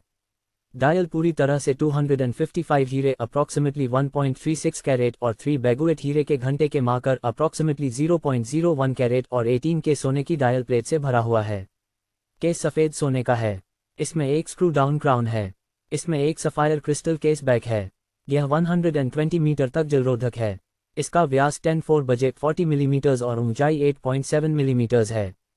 केस में 100 हीरे अप्रॉक्सीमेटली 0.69 कैरेट और 32 बेगुएट हीरे अप्रॉक्सीमेटली 5.51 कैरेट हैं। डायल पूरी तरह से 255 हीरे अप्रॉक्सीमेटली 1.36 कैरेट और 3 बेगुएट हीरे के घंटे के मार्कर अप्रॉक्सीमेटली 0.01 कैरेट से भरा हुआ है। ब्रेसलेट में 803 हीरे अप्रॉक्सीमेटली 3.55 कैरेट और 150 बेगुएट हीरे अप्रॉक्सीमेटली 7.52 कैरेट हैं। कुल मिलाकर इसमें 1343 हीरे अप्रॉक्सीमेटली 18.73 कैरेट हैं। स्ट्रैप के लिए यह नॉटिलस फोल्ड ओवर क्लैप है। महिला ने घड़ी का परिचय समाप्त किया और परिणामस्वरूप भीड़ में हलचल मच गई। क्या तुमने सुना? क्या एक शानदार और भव्य घड़ी है? सही है, पैटेक फिलिप ने अपने आप को पार कर दिया है। क्या पार कर दिया? यह एक सीमित संस्करण है। निश्चित रूप से यह आपकी सामान्य घड़ियों से बेहतर होना चाहिए। हे भगवान, क्या तुमने सुना कि घड़ी में कितने हीरे जड़े हुए हैं? हाँ, 1343 हीरे। यह बहुत है। केवल अगर मेरा बॉयफ्रेंड मुझे एक हीरे की अंगूठी दिला सके। भूल जाओ, तुम्हारा बॉयफ्रेंड तो बिल्कुल गरीब है। क्या तुम सोचते हो कि मुझे ऐसे हैंडसम और अमीर युवक के साथ जुड़ने का कोई मौका है? भूल जाओ। क्या तुमने कभी अपने आप को आईने में देखा है? केवल एक कुत्ता तुम्हारी प्रेमिका बनने के लिए सहमत हो सकता है। मेरा पहले से ही एक बॉयफ्रेंड है। यह इसलिए है क्योंकि वह एक कुत्ता है। दूसरे शब्दों में, वह एक कुत्ते की तरह व्यवहार करता है, कई लड़कियों के साथ घूमता है, यह भी नहीं जानता कि उसकी प्रेमिका कौन है। तुम ellipsis. विवान को इस बात की परवाह नहीं थी कि ये लोग क्या बात कर रहे हैं। उसने बस घड़ी को अपनी कलाई पर बांध लिया। यह उसे अच्छी तरह से फिट हुई। बाईं हाथ पर घड़ी का वजन महसूस करते हुए विवान को तुरंत लगा कि वह पूरा हो गया है। इसके बाद उसने प्रबंधक की ओर मुड़कर भुगतान पूरा करने के लिए काट दिया। चूंकि उसने पहले ही देखा था कि विवान ने बिना कीमत पूछे भुगतान किया था, महिला पूरी तरह से तैयार थी। इसलिए उसने कार्ड को स्वाइप किया और भुगतान पूरा किया। फिर तुरंत बाद उसने विवान को रसीद दी। कुल 11 करोड़ रुपये। विवान ने सिर हिलाया और रसीद प्राप्त की। फिर उसने मुड़कर बाहर जाने का निर्णय लिया। प्रबंधक उसे बताने ही वाली थी कि घड़ी के साथ एक मुफ्त उपहार है और पैकेजिंग अभी तक नहीं की गई है। अंत में विवान तेजी से बाहर निकल गया और शोर मचाते हुए भीड़ में प्रवेश कर गया। यहाँ तक कि अगर विवान जानता कि पैकेजिंग जैसी कोई चीज़ होती है, तो भी वह इसकी परवाह नहीं करता। आखिरकार उसने घड़ी पहनने के लिए खरीदी थी, न कि इसे एक डिब्बे के अंदर छिपाने के लिए। भीड़ ने विवान को रास्ता दिया, जो वर्तमान में लुई विटन स्टोर से बैग ले जा रहा था। वह बस वहां से निकलने वाला था जब उसने कई लड़कियों को देखा जो उसके साथ संपर्क बदलने की कोशिश कर रही थीं। लेकिन उसे एक पेट से भरे आदमी ने रोक लिया। वह आदमी पसीना बहा रहा था। स्पष्ट रूप से वह यहाँ विवान के पैसे खर्च करने की खबर सुनकर दौड़कर आया था। उसने विवान का अभिवादन किया और खुद को डिलॉयट मॉल का जनरल मैनेजर बताते हुए विवान को एक सुनहरा कार्ड दिया। क्या क्या तुमने देखा? यह सुनहरा कार्ड है। तुम्हें क्या पता, उसने अभी 25 करोड़ रुपये से अधिक खर्च किए हैं। हाँ, सुनहरा कार्ड उन लोगों को दिया जाता है जिन्होंने मॉल में 10 करोड़ रुपये से अधिक खर्च किए हैं। चांदी और कांस्य कार्ड के बारे में क्या? मैंने देखा कि कोई उन्हें यहाँ आसानी से खरीदारी करने के लिए इस्तेमाल कर रहा था। हन्फ, कांस्य कार्ड उन लोगों के लिए है जिन्होंने 5 लाख रुपये खर्च किए हैं। चांदी का कार्ड उन लोगों के लिए है जिन्होंने 1 करोड़ रुपये से अधिक खर्च किए हैं। और सुनहरा कार्ड उन लोगों के लिए है जिन्होंने 10 करोड़ रुपये से अधिक खर्च किए हैं। मुझे अपमानित मत करो। क्या तुम्हारे पास कांस्य कार्ड भी है? कोई बात नहीं, हन्फ। विवान ने बिना किसी समस्या के कार्ड ले लिया। वर्तमान में उसने डिलॉयट मॉल में 30 करोड़ रुपये से अधिक खर्च किए थे। आखिरकार टारेन डिजाइनर्स डिलॉयट मॉल में स्थित था। अब उसने यूनिफॉर्म ऑर्डर के लिए 5 करोड़ रुपये खर्च किए थे।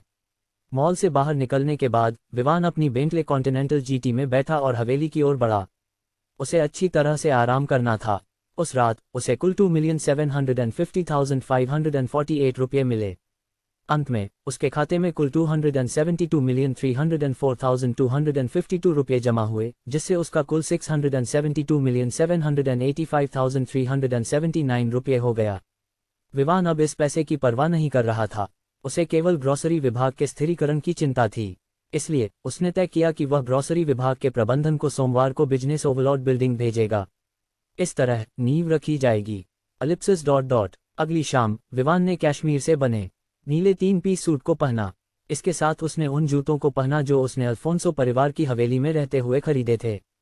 उसके चांदी के बाल पीछे की ओर कंघी किए गए थे, जिससे उसे एक सुरुचिपूर्ण लुक मिला और साथ ही एक आकर्षक और प्रभावशाली सीईओ का वाइब भी। आईने में अपने प्रतिबिंब को देखते हुए विवान ने खुद की तारीफ की कि वह कितना हैंडसम है। अब जब यह सब हो गया था तो उसके लिए बैंक्वेट में जाने का समय था। अपने हाथ में निमंत्रण पत्रों को देखते हुए विवान नहीं जानता था कि क्या करना है। आखिरकार वह केवल एक व्यक्ति था, लेकिन एंडरसन ने उसे 2 दिए थे। उस समय उसने इसे नहीं देखा था, लेकिन अब वह देख सकता था कि वहां 2 कार्ड हैं।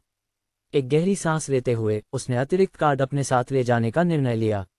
इस बार उसने बुगाटी वेरॉन चलाने का फैसला किया।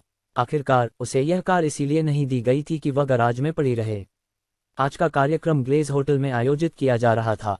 शहर में सबसे बड़े होटल के रूप में यह स्पष्ट था कि इस तरह के बड़े कार्यक्रम का आयोजन ऐसे स्थान पर होना चाहिए जो उनकी प्रतिष्ठा के साथ मेल खाता हो।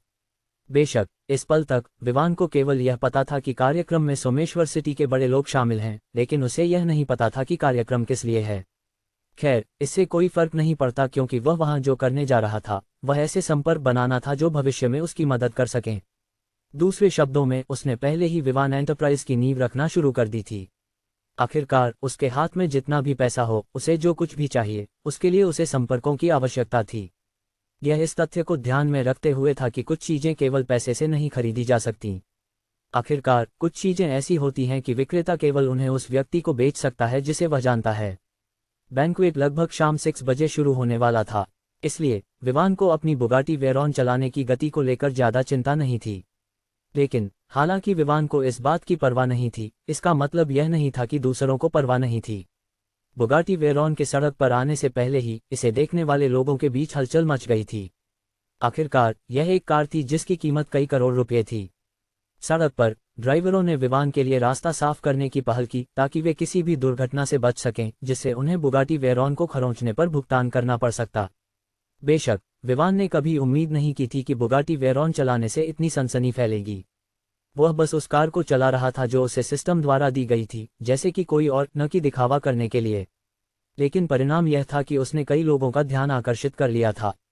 जब वह होटल पहुंचा तो विवान पहले ही इस बात का आदी हो चुका था कि लोग उसके रास्ते से हट रहे हैं या कुछ लोग उसकी कार की ओर इशारा कर रहे हैं। चूंकि आज बैंक्वेट का दिन था, होटल को पूरी तरह से उस व्यक्ति द्वारा आरक्षित किया गया था जो बैंक्वेट का आयोजन कर रहा था। यह दिखाता है कि मेजबान कोई छोटा व्यक्ति नहीं था। इसलिए इस दिन केवल उन लोगों को ग्लेज होटल में प्रवेश करने की अनुमति थी जिनके पास निमंत्रण पत्र थे। अगर किसी व्यक्ति के पास निमंत्रण नहीं था तो उन्हें वापस भेज दिया जाता, चाहे वे कोई भी हों। लेकिन जैसे ही विवान की बुगाटी वेरॉन दिखाई दी, गार्डों ने उसे रोकने और निमंत्रण पत्र पूछने की हिम्मत नहीं की। हालांकि विवान इस पर थोड़ा चौंका था, उसने अपने कंधे उचकाए क्योंकि यह उसके लिए सुविधाजनक था। वह चाहता था कि सभी लोग जो उसकी ओर देख रहे थे उनका ध्यान हट जाए। ग्लेज होटल का पार्किंग स्थल भूमिगत था। खुद ग्लेज होटल एक 8 मंजिला इमारत थी। ग्राउंड फ्लोर रिसेप्शन हॉल था। यह ठीक था ताकि अगर खाने की जगह भरी हो तो ग्राहक टेबल के खाली होने का इंतजार कर सकें। होटल की पहली मंजिल पर वह जगह थी जहां आम जनता भोजन कर सकती थी। दूसरी मंजिल पर निजी कमरे थे। ये निजी कमरे कुछ खास नहीं थे, सिवाय इसके कि वे गोपनीयता प्रदान करते थे। तीसरी, चौथी और पांचवी मंजिल पर वह जगह थी जहां ठहरने के कमरे थे। छठी मंजिल पर वहां वीआईपी स्तर के कमरे थे। सातवीं मंजिल पर एक बड़ा हॉल था जहां बैठकें और सम्मेलन आयोजित किए जाते थे। यह इतना बड़ा था कि कुछ समारोह जैसे कि आज का बैंक्वेट यहां आयोजित किया जा सकता था। आठवीं मंजिल पर वहां राष्ट्रपति सूट क्षेत्र था। छठी मंजिल पर केवल 4 कमरे थे। दूसरे शब्दों में पूरे ग्लेज होटल में केवल 4 राष्ट्रपति सूट थे। लिफ्ट लेकर ग्राउंड फ्लोर पर आते ही विवान ने पाया कि इस मंजिल पर पहले दिन की तुलना में ज्यादा भीड़ नहीं थी जब वह यहां सबरीना को खाने के लिए लाया था। जैसे ही वह लिफ्ट से बाहर आया, उसे उत्साही एंडरसन ने स्वागत किया। विवान, तुम पहले ही आ गए। मुझे लगा था कि तुम नहीं आओगे, एंडरसन ने कहा जबकि उसने विवान के कंधे पर हाथ रखा। बिल्कुल आना था, आखिरकार तुम लोगों ने मुझे यहाँ बुलाया था। और वैसे मुझे लगा कि बैंक्वेट शुरू होने में अभी 1 घंटा बाकी है। विवान ने एंडरसन को अजीब नज़रों से देखते हुए जवाब दिया। एंडरसन की नज़रें विवान के शब्दों और नज़रों को नज़रअंदाज करते हुए चारों ओर देखने लगी, जैसे वह किसी को खोजने की कोशिश कर रहा हो। कुछ समय तक देखने के बाद उसने विवान की ओर देखा और पूछा, तुम्हारा साथी कहाँ है? विवान इस सवाल की उम्मीद नहीं कर रहा था। सोमेश्वर सिटी में विवान के करीब केवल एक व्यक्ति था, वह था शंभू। लेकिन एंडरसन को बहुत अच्छे से पता था कि शंभू इस कार्यक्रम में नहीं आ सकता क्योंकि उसने इस्माइल के साथ एक शर्त लगाई थी। विवान केवल पूछ सकता था, कौन सा साथी? मुझे नहीं लगता कि मेरा कोई साथी है। विवान के जवाब ने एंडरसन की भौहों को थोड़ी सी चिढ़ा दी। फिर उसने विवान को ऐसे देखा जैसे वह एक अजीब प्रजाति हो जो अभी तक पहचानी नहीं गई। कुछ पल तक घूरने के बाद उसने पूछा, तुम्हारे पास आज रात के नृत्य के लिए कोई साथी नहीं है? तुम्हारे पास 2 निमंत्रण पत्र हैं, एक तुम्हारे लिए और दूसरा तुम्हारी महिला साथी के लिए। तुम किस नृत्य की बात कर रहे हो? क्या यह एक ऐसा अवसर नहीं है जिसमें शहर के बड़े लोग शामिल होंगे? विवान ने उलझन में पूछा। आखिरकार जब उसने निमंत्रण प्राप्त किया तो उसने उम्मीद नहीं की थी कि इस तरह का नृत्य और कुछ होगा। उसे यह सोचने का मौका मिला कि यह बस एक सामान्य बैंक्वेट था जहां लोग ज्यादातर समय मिलते और व्यापार पर चर्चा करते हैं। इसके अलावा जब वह महल छोड़ने वाला था तब उसने देखा कि उनके पास 2 कार्ड हैं। लेकिन 2 कार्ड देखने के बाद भी उसने सोचा कि शायद उन्हें गलती से एक अतिरिक्त कार्ड दिया गया है। किसे पता था कि वे जानते थे कि उन्होंने 2 कार्ड दिए हैं। लेकिन फिर भी विवान के पास ऐसा कोई महिला साथी नहीं था जो उसे इस तरह के कार्यक्रम में अकम्पनी कर सके। वह तो एकल व्यक्ति था। एंडरसन ने अपने माथे को थपथपाते हुए कहा, अरे मैं तुम्हें यहाँ के कार्यक्रम का कार्यक्रम देना भूल गया। कितना बुरा। खैर, मैं तुम्हें अब बता सकता हूँ कि यहाँ एक प्रदर्शन होगा, फिर इसके बाद एक भोजन होगा, फिर कार्यक्रम के मेज़बान के बारे में परिचय होगा, इसके बाद एक नृत्य होगा और अंत में मुख्य विषय जो सभी लोगों को यहाँ लाया है। एक और बात जो मैं तुम्हें बता सकता हूँ वह यह है कि कार्यक्रम का मेज़बान एक विशेष पहचान रखता है कि यहाँ तक कि चटर्जी परिवार को भी सम्मान देना पड़ता है। इसलिए तुम अंदर रहते हुए सावधान रहना और कार्यक्रम के मेज़बान को नाराज मत करना। अगर तुम दोनों दुश्मन हो तो मैं तुम्हें आश्वस्त कर सकता हूँ कि तुम इस देश में जीवित नहीं रह सकोगे। एंडरसन के शब्द काफी गंभीर थे और विवान उसकी आवाज में गंभीरता को महसूस कर सकता था। उसने फिर सोचा, यह व्यक्ति सोमेश्वर सिटी में इतनी विशेष पहचान वाला कौन है? लेकिन जब एंडरसन ने फिर से उसके नृत्य साथी के बारे में पूछा तो सभी विचार उसके मन से निकल गए।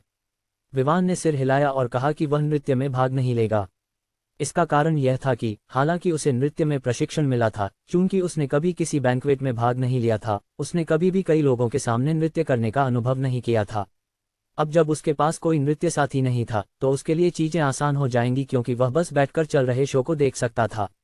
यह देखकर कि विवान नृत्य साथी के न होने के बारे में गंभीर था, एंडरसन ने उसके कंधे पर हाथ रखा और कहा, चिंता मत करो, मुझे यकीन है कि तुम वहां एक अच्छी लड़की पाओगे। तुम्हें काशिश के बारे में क्या लगता है? दूर हटो। विवान का जवाब सरल था, हाँ, मैं मजाक कर रहा था, चलो अंदर चलते हैं, एंडरसन ने हंसते हुए कहा।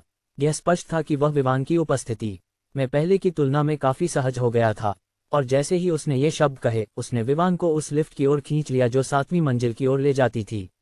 जब वे वहां पहुंचे तो विवान ने पाया कि कई लोग पहले से ही आ चुके थे। यहाँ तक कि विलियम, काशिश और अन्य भी पहले से ही आ चुके थे। जब उन्होंने देखा कि विवान एंडरसन के साथ आ रहा है तो वे उसके पास आकर उसका स्वागत करने लगे। इस बार हॉल को इस तरह से सजाया गया था कि कई टेबल और कुर्सियां एक अर्धवृत्त का निर्माण कर रही थीं।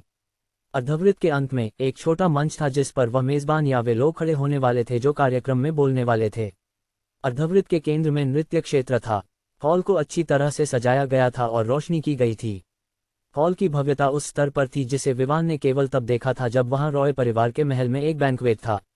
उस समय वह केवल पास से गुजर रहा था और उसने देखा कि हॉल कैसे सजाया गया था। अब वह अंततः एक बैंक्वेट का अनुभव कर सकता था।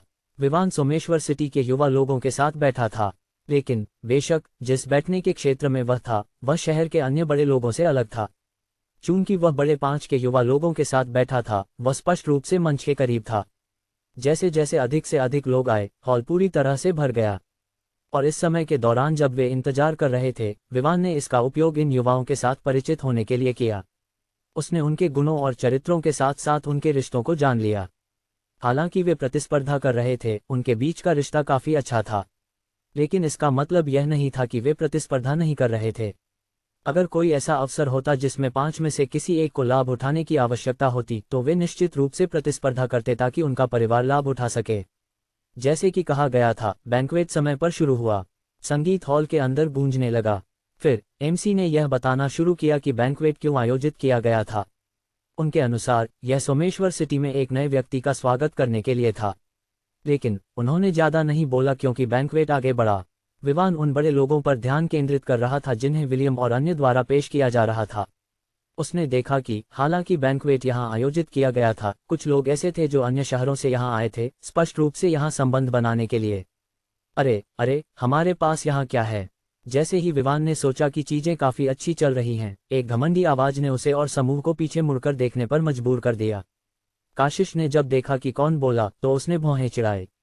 यंग मास्टर गिरिश, मैंने देखा कि आप लोग यहाँ अच्छा समय बिता रहे हैं, इसलिए मैंने सोचा कि मैं आप लोगों में शामिल हो जाऊं। आप क्या सोचते हैं? ऐसा कहते हुए गिरिश उनके पास आया और एक कुर्सी पर बैठ गया जो एक युवा द्वारा खाली की गई थी। विवान ने देखा कि जैसे ही यह व्यक्ति आया, माहौल अच्छा नहीं था। उनके चेहरों से विवान ने पहले ही अनुमान लगा लिया था कि उनके बीच का रिश्ता अच्छा नहीं था। लेकिन जो बात उसे पता थी वह यह थी कि अगर कोई ऐसा व्यक्ति है जो इन 5 लोगों को चिढ़ा सकता है तो उस व्यक्ति के पास एक ऐसा बैकग्राउंड होना चाहिए जो उसे समर्थन दे। ओह, मैं देख रहा हूं कि आपके पास एक और दोस्त है जो पहले ही आपके सर्कल में शामिल हो चुका है, गिरिश ने विवान की ओर देखते हुए कहा। लेकिन इस नज़र से विवान को पहले ही पता चल गया था कि यह व्यक्ति उसे नीचा दिखा रहा है। विवान ने भौहें चिढ़ाए। यह व्यक्ति यहाँ समस्याएं पैदा करने आया था, और जिस तरह से वह उसे देख रहा था वह निश्चित था कि वह उसे इस्तेमाल करने की कोशिश करेगा और किसी तरह से परेशानी पैदा करेगा। लेकिन एक सवाल उसके मन में घूम रहा था, आखिरकार यह युवा कौन है जो सोमेश्वर सिटी के बड़े युवाओं के लिए परेशानी पैदा करने आया है? जैसे ही विवान के विचारों को भांपते हुए विलियम, जो विवान के बाईं ओर बैठा था, ने उसे फुसफुसाते हुए कहा, यह गिरीश मिश्रा है जो नीले शहर के मिश्रा परिवार का युवा मास्टर है। उसका परिवार नीले शहर का ओवरलॉर्ड है। हालांकि नीला शहर सोमेश्वर सिटी के समान स्तर पर है, उनके परिवार की संपत्ति चटर्जी परिवार से थोड़ी कम है, लेकिन यह स्तर हमारे मुकाबले पहले से ही ऊंचा है। लेकिन जब वह सोमेश्वर सिटी में आता है तो जाहिर है कि उसके पास उतना प्रभाव नहीं होता, इसलिए वह हमें दबाने के लिए केवल रेसिंग का सहारा ले सकता है। हमारे शहर की युवा पीढ़ी में कोई भी उसे हरा नहीं सकता। विवान ने इस युवा के बैकग्राउंड के बारे में सुनकर काफी आश्चर्य महसूस किया। वह खुद को रोक नहीं सका और पूछा, क्या वह इतना शानदार है? बिल्कुल, वह है, लेकिन यह केवल हमारे जैसे शौकिया लोगों के लिए लागू होता है। आपके जैसे पेशेवर के लिए वह निश्चित रूप से उसकी तुलना नहीं कर सकता। विलियम ने हंसते हुए जवाब दिया। इस समय गिरीश, जो दूसरों के साथ बहस कर रहा था, ने फिर से विवान की ओर ध्यान दिया। फिर उसने घमंड से कहा, दोस्तों, आपने मुझे इस दोस्त से परिचित नहीं कराया जो हाल ही में आपके सर्कल में शामिल हुआ है। मुझे यकीन है कि जो भी आपके सर्कल में शामिल होता है उसके पास क्षमताएं होती हैं, है ना? जब विलियम ने यह सुना तो उसने एक पल के लिए भौहें चिढ़ाई, लेकिन अगले ही पल उसका चेहरा हल्का हो गया। एक चालाक मुस्कान के साथ उसने कहा, यंग मास्टर गिरीश, आप हमें बहुत अच्छे से जानते हैं। यह विवान है, और निश्चित रूप से उसके पास ऐसी क्षमताएं हैं जिनकी तुलना आप नहीं कर सकते। गिरीश, जो एक पल पहले ही गर्व से मुस्कुरा रहा था, विलियम के शब्द सुनकर भौहें चिढ़ाने लगा। उसने विवान को ध्यान से देखा और फिर विलियम की ओर मुड़कर पूछा, क्या आप मुझे बता सकते हैं कि वह किस चीज़ में सबसे अच्छा है? इससे यह स्पष्ट हो गया कि उसने विवान को अपनी नज़रों में नहीं रखा। दूसरे शब्दों में उसने सोचा कि विवान उसके लिए बात करने के लायक नहीं है। इस बार विलियम ने जवाब नहीं दिया और विवान की ओर देखा, जैसे वह उसकी पुष्टि चाहता हो। जवाब में विवान ने बस अपने कंधे उचकाए, यह दिखाते हुए कि उसे कोई परवाह नहीं है। ऐसा नहीं था कि विलियम के पास कोई ऐसी जानकारी थी जो उसे नुकसान पहुंचा सके। विलियम ने विवान की सहमति मिलने पर गिरिश की ओर एक चिढ़ाने वाली मुस्कान के साथ देखा। क्या आप हमेशा इस बात पर गर्व नहीं करते कि आप रेसिंग में अच्छे हैं? अब हमारे अपने शहर में भी रेसिंग का एक मास्टर है, और मैं आपको आश्वस्त कर सकता हूं कि आप उसके मुकाबले नहीं हैं। जब गिरिश ने ये शब्द सुने तो उसने एक पल के लिए भौहें चिढ़ाई, फिर हंसने लगा। अगर यह बैंक्वेट चल रहा नहीं होता तो वह निश्चित रूप से जोर से हंसता। उसने विवान को तिरस्कार से देखा और कहा, उसे आसपास के शहरों में कोई भी मेरे मुकाबले नहीं आ सकता, न ही क्रिस्टल सिटी में। एंडरसन और अन्य लोगों ने दया से सिर हिलाया। उन्होंने खुद विवान की ड्राइविंग क्षमताओं का अनुभव किया था। गिरिश के मुकाबले विवान का स्तर आसमान की तरह था, जबकि गिरिश का स्तर कीचड़ की तरह था। उनकी प्रतिक्रियाओं को देखकर गिरिश ने भौहें चिढ़ाई और कहा, क्यों न हम आज रात एक प्रतियोगिता करें? हम बैंक्वेट के बाद दांव तय कर सकते हैं। जब उन्होंने उसकी बात सुनी तो एंडरसन और वे लोग जो रेस के दौरान मौजूद थे या जिन्होंने इंटरनेट पर पुनरावलोकन देखा था, मुस्कुराए। साथ ही उन्होंने सोचा, यहाँ एक बड़ा मौका है। विवान ने दूसरी ओर थोड़ा भौहें चिढ़ाए। चीजों के अनुसार ऐसा लगता था कि यह व्यक्ति उसे परेशान करने से नहीं रुकेगा जब तक कि वह रेसिंग में उसे नीचा साबित नहीं कर देता। साथ ही उसने उस 10 मिलियन की याद की जो उसने पिछली बार रेसिंग में जीती थी। फिर उसने सोचा, यह वास्तव में उसके लिए एक अच्छा मौका हो सकता है जिससे वह और अधिक पैसे कमा सके जो निवेश के लिए उपयोग किए जा सकें। वर्तमान में किराने के विभाग से आने वाला पैसा पहले से ही शहर में किराने के विभाग की स्थिरता सुनिश्चित कर सकता था। लेकिन जब सोमेश्वर एंटरप्राइज की बात आती है तो यह वास्तव में बहुत छोटी राशि थी। इसलिए उसने सोचा, क्यों न प्रतिस्पर्धा की जाए और कुछ और डॉलर कमाए जो एंटरप्राइज के विकास में उपयोग किए जा सकें। इस विचार के साथ उसने गिरिश की बातों पर सहमति जताई। जब उसने देखा कि विवान ने सहमति दी है तो गिरिश और भी अधिक तिरस्कार से मुस्कुराने लगा। जैसे ही समूह बातचीत जारी रखने वाला था, उनका ध्यान मंच पर प्रदर्शन की ओर आकर्षित हुआ। इस दिन उन्होंने एक प्रसिद्ध गायक को आमंत्रित किया था। वह एक R&B लोकप्रिय सितारा था। उसका नाम जोश था। उसने पहले ही कई एल्बम जारी किए थे और वह इंटरनेट पर प्रसिद्ध था और उसके लाखों प्रशंसक थे। उसके यहाँ उपस्थित होने से यह पहले से ही कार्यक्रम के मेजबान की शक्ति को दर्शाता था। आखिरकार इस तरह के बड़े सितारे को आमंत्रित करने के लिए न केवल पैसे की आवश्यकता होती है बल्कि प्रतिष्ठा और संपर्क भी चाहिए।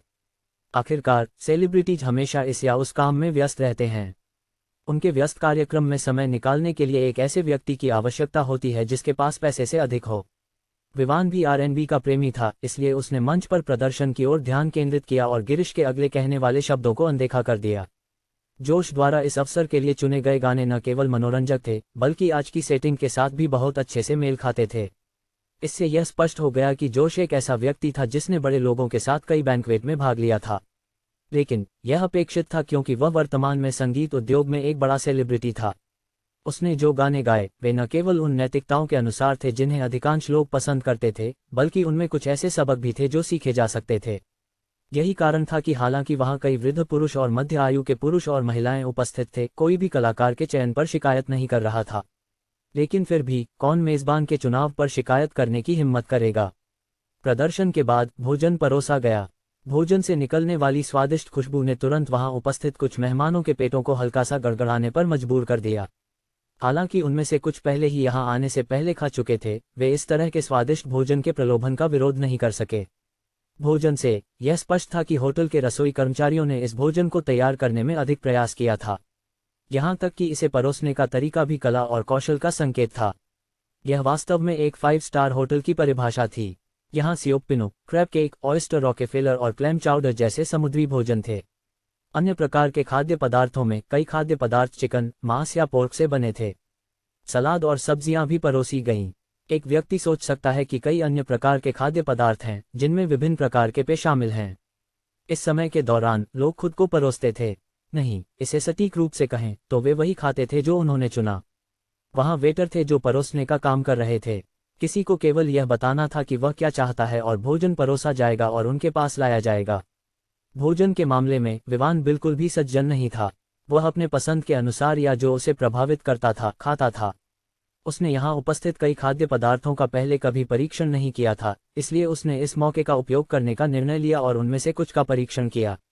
लेकिन बेशक वह कुछ ऐसे खाद्य पदार्थों को मिलाने की हिम्मत नहीं करेगा जो उसके पेट को खराब कर दें।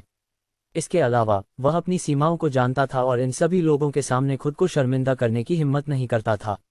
आखिरकार अगर यह केवल भोजन के बारे में था तो वह होटल वापस आकर और अधिक प्राप्त कर सकता था। भोजन के दौरान वह विलियम और बाकी लोगों के साथ बैठा था। गिरीश पहले ही चला गया था और कई लड़कियों को ढूंढने में व्यस्त था। यही एक प्लेबॉय की जिंदगी है। आखिरकार उसका परिवार नीले शहर में हावी था। नतीजतन वह घमंडी हो गया और जो चाहता था उसे पाने की आदत डाल ली।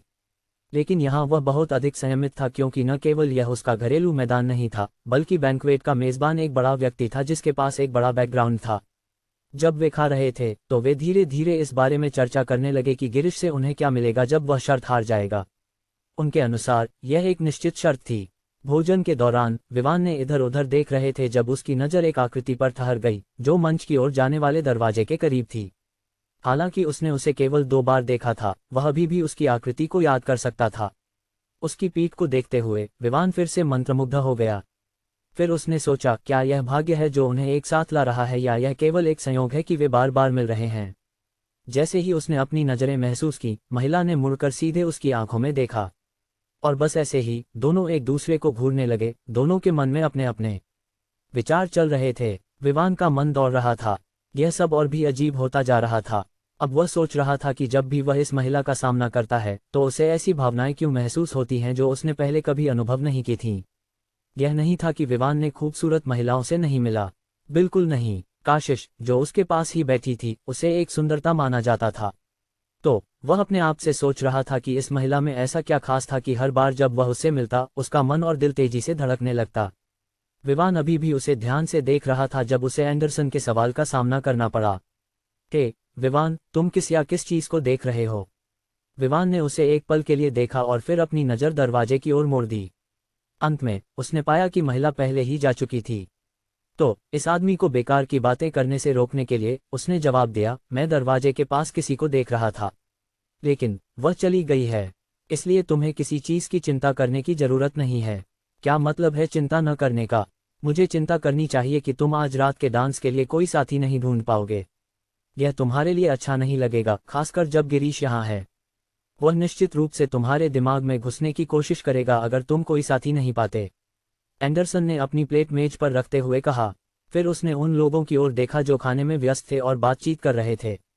उसने सिर हिलाते हुए कहा, यहाँ हर किसी के पास एक साथी है। उस मोटे आदमी को देखो, देखो उस खूबसूरत लड़की को, वह उसकी साथी है। उस पतले आदमी को देखो, तुम उस गोल मटोल महिला को देख रहे हो, वह उसकी पत्नी है। तो अगर तुम कोई साथी नहीं ढूंढ पाते और सभी डांस फ्लोर पर चले जाते हैं तो तुम अकेले रह जाओगे। इसके अलावा अगर सभी डांस फ्लोर पर हैं तो सभी तुम्हें देख सकते हैं जो बैठे हुए हैं जबकि दूसरे नाच रहे हैं। एंडरसन ने बात जारी रखी जबकि विवान की अजीब नज़रों को नज़रअंदाज करते हुए। मैंने पहले सोचा था कि कोई अच्छी लड़की होगी जो यहाँ बिना साथी के आई होगी। अंत में ऐसा लगता है कि वे सभी जोड़ी में आने के लिए सहमत हो गए। ओह, मैं भूल गया, हम जोड़ी में आने के लिए सहमत हुए थे। एंडरसन ने ये शब्द कहते हुए मुस्कुराया।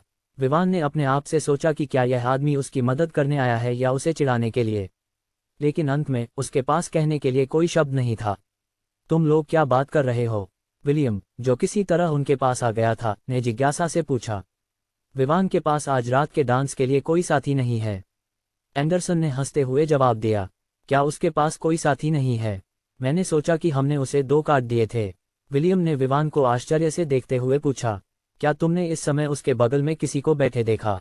इस्माइल ने पूछा। वह ऐसा व्यक्ति नहीं था जो ज्यादा बोलना पसंद करता था क्योंकि वह चिड़चिड़ा था, और जब समूह ने अचानक एकत्र होना शुरू किया तो विवान को चुप्पी का अनुभव हुआ।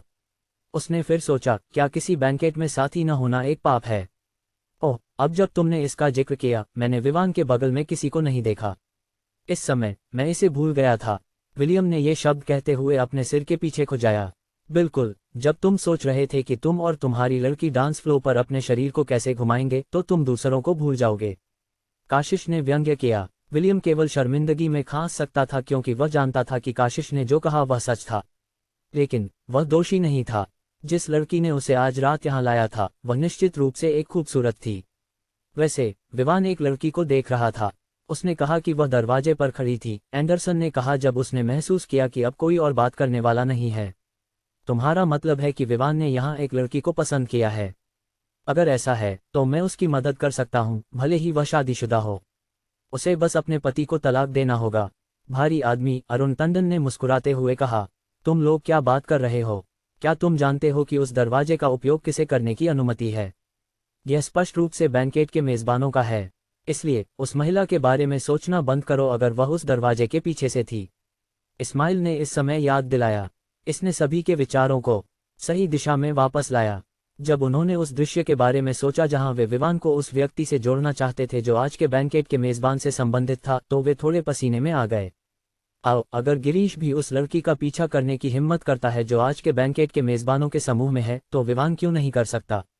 मुझे यकीन है कि अगर यह बैंकेट की खूबसूरत मेजबान थी तो विवान उसके लायक है। इस समय विलियम ने मुस्कुराते हुए कहा।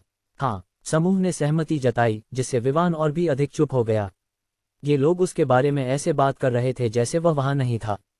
वैसे मेरे पिता ने मुझे बताया कि आज के बैंकेट का मेजबान एक खूबसूरत महिला थी। उन्होंने कहा कि हमारे परिवार की वर्तमान स्थिति के साथ मैं उसे नाराज नहीं कर सकता। न ही चटर्जी परिवार ऐसा कर सकता है। एंडरसन ने कहा, वह एक खूबसूरत है। कहे सही समय पर वह निश्चित रूप से विवान की महिला होगी। के विवान, हम तुम्हारे साथ हैं जब तुम उस महिला को पाओगे। विलियम ने मजाक में कहा। विवान के गहरे होते चेहरे को देखकर किसी कारण से समूह उत्साहित हो गया और विवान को और भी चिढ़ाने का फैसला किया। आज के लिए मेजबान पहले डांस करेगा जब तक अन्य लोग शामिल नहीं हो जाते। तो विवान, बेहतर है कि तुम पहले से तैयार हो जाओ। सही। वैसे होटल आरक्षित था। मुझे यकीन है कि तुम यहाँ एक प्रेसिडेंशियल सूट बर्दाश्त कर सकते हो। तो तुम बस उसे यहाँ एक कमरे में ले जा सकते हो। कहे विवान, मैं तुम्हारी मदद कर सकता हूँ कि तुम इस बैंकेट में शामिल हो जाओ। क्या सगाई? उन्हें सीधे शादी कर लेनी चाहिए। कौन सी महिला विवान के आकर्षण का विरोध कर सकती है? विवान को लगा कि उसे बस उठकर इन लोगों के सिर पर कुछ मुक्के मारने चाहिए ताकि वे सही सोचने लगें। वह अभी बोलने ही वाला था जब एमसी ने कहा, तो तुम लोग तैयार रहो क्योंकि आज के बैंकेट की मेजबान नहीं, आज की मेजबान मंच पर आने वाली है 5 मिनट में। 1 सेकंड भी नहीं। इन शब्दों को सुनकर हॉल में लोग हिलने लगे। विवान और अन्य अपनी जगह पर लौट आए। उन्होंने तुरंत विवान के साथी के मामले को अलग रख दिया और मेजबान को देखने के बारे में सोचना शुरू कर दिया। एक खूबसूरत, एक अमीर खूबसूरत, एक व्यावसायिक दिमाग वाली महिला। यह एक अच्छी महिला थी, एक अच्छी पत्नी जो परिवार को उठाने में मदद कर सकती थी, न कि गिराने में। जैसे ही वे अपनी सीटों पर पहुंचे, गिरीश फिर से आया। इस बार वह विवान के दाएं ओर एक कुर्सी पर बैठ गया। विवान के बाएं एंडरसन था। स्पष्ट रूप से वह विवान के साथ परेशानी करने आया था। जब उसने सुना कि विवान को दूसरों से प्रशंसा मिली है तो वह उसे दबाने का कोई तरीका खोजने की कोशिश कर रहा था। लेकिन निश्चित रूप से वह सीधे मुद्दे पर नहीं जाएगा। इसके बजाय उसने एक और कोण से शुरू करने का फैसला किया। के विवान, तुम्हारी डांसिंग पार्टनर कौन है आज रात? विवान अब इससे थक चुका था। क्यों हर कोई डांस के प्रति इतना जुनूनी था? क्या यह सिर्फ एक डांस नहीं था? लेकिन फिर भी उसने ईमानदारी से जवाब दिया, मेरे पास आज रात के लिए कोई साथी नहीं है। गिरीश ने उसे देखा और सोचा कि वह मजाक कर रहा है, लेकिन विवान के गंभीर चेहरे को देखकर वह बेवकूफ बन गया। फिर वह हंसने लगा। क्या तुम गंभीर हो? तुम आज यहाँ बिना डांसिंग पार्टनर के आए हो? क्या तुम तीसरे पहिए की तरह खेलोगे? गिरीश ने तिरस्कार के साथ कहा। विवान ने जवाब नहीं दिया। आखिरकार वह इस पर क्या कह सकता था? जब गिरीश ने देखा कि विवान कुछ नहीं कह रहा है तो उसने कहा, तुम एक आदमी हो। तुम पूरी तरह से हो। तुम एक लड़की को भी नहीं लुभा सकते। यह कितना बुरा है। मैंने सोचा कि तुम इतने कूल हो कि तुम एक खूबसूरत लड़की, एक ऐसी खूबसूरत जो मुझसे बेहतर हो, पा सकते हो। विलियम और अन्य लोग यह सुनकर फ्राउंड हो गए। काशिश ने कहा, यंग मास्टर गिरीश, विवान के व्यक्तिगत जीवन से तुम्हें क्या लेना देना है? कहे, इतना नहीं, मैं बस अपने प्रतिद्वंद्वी के बारे में और जानना चाहता था।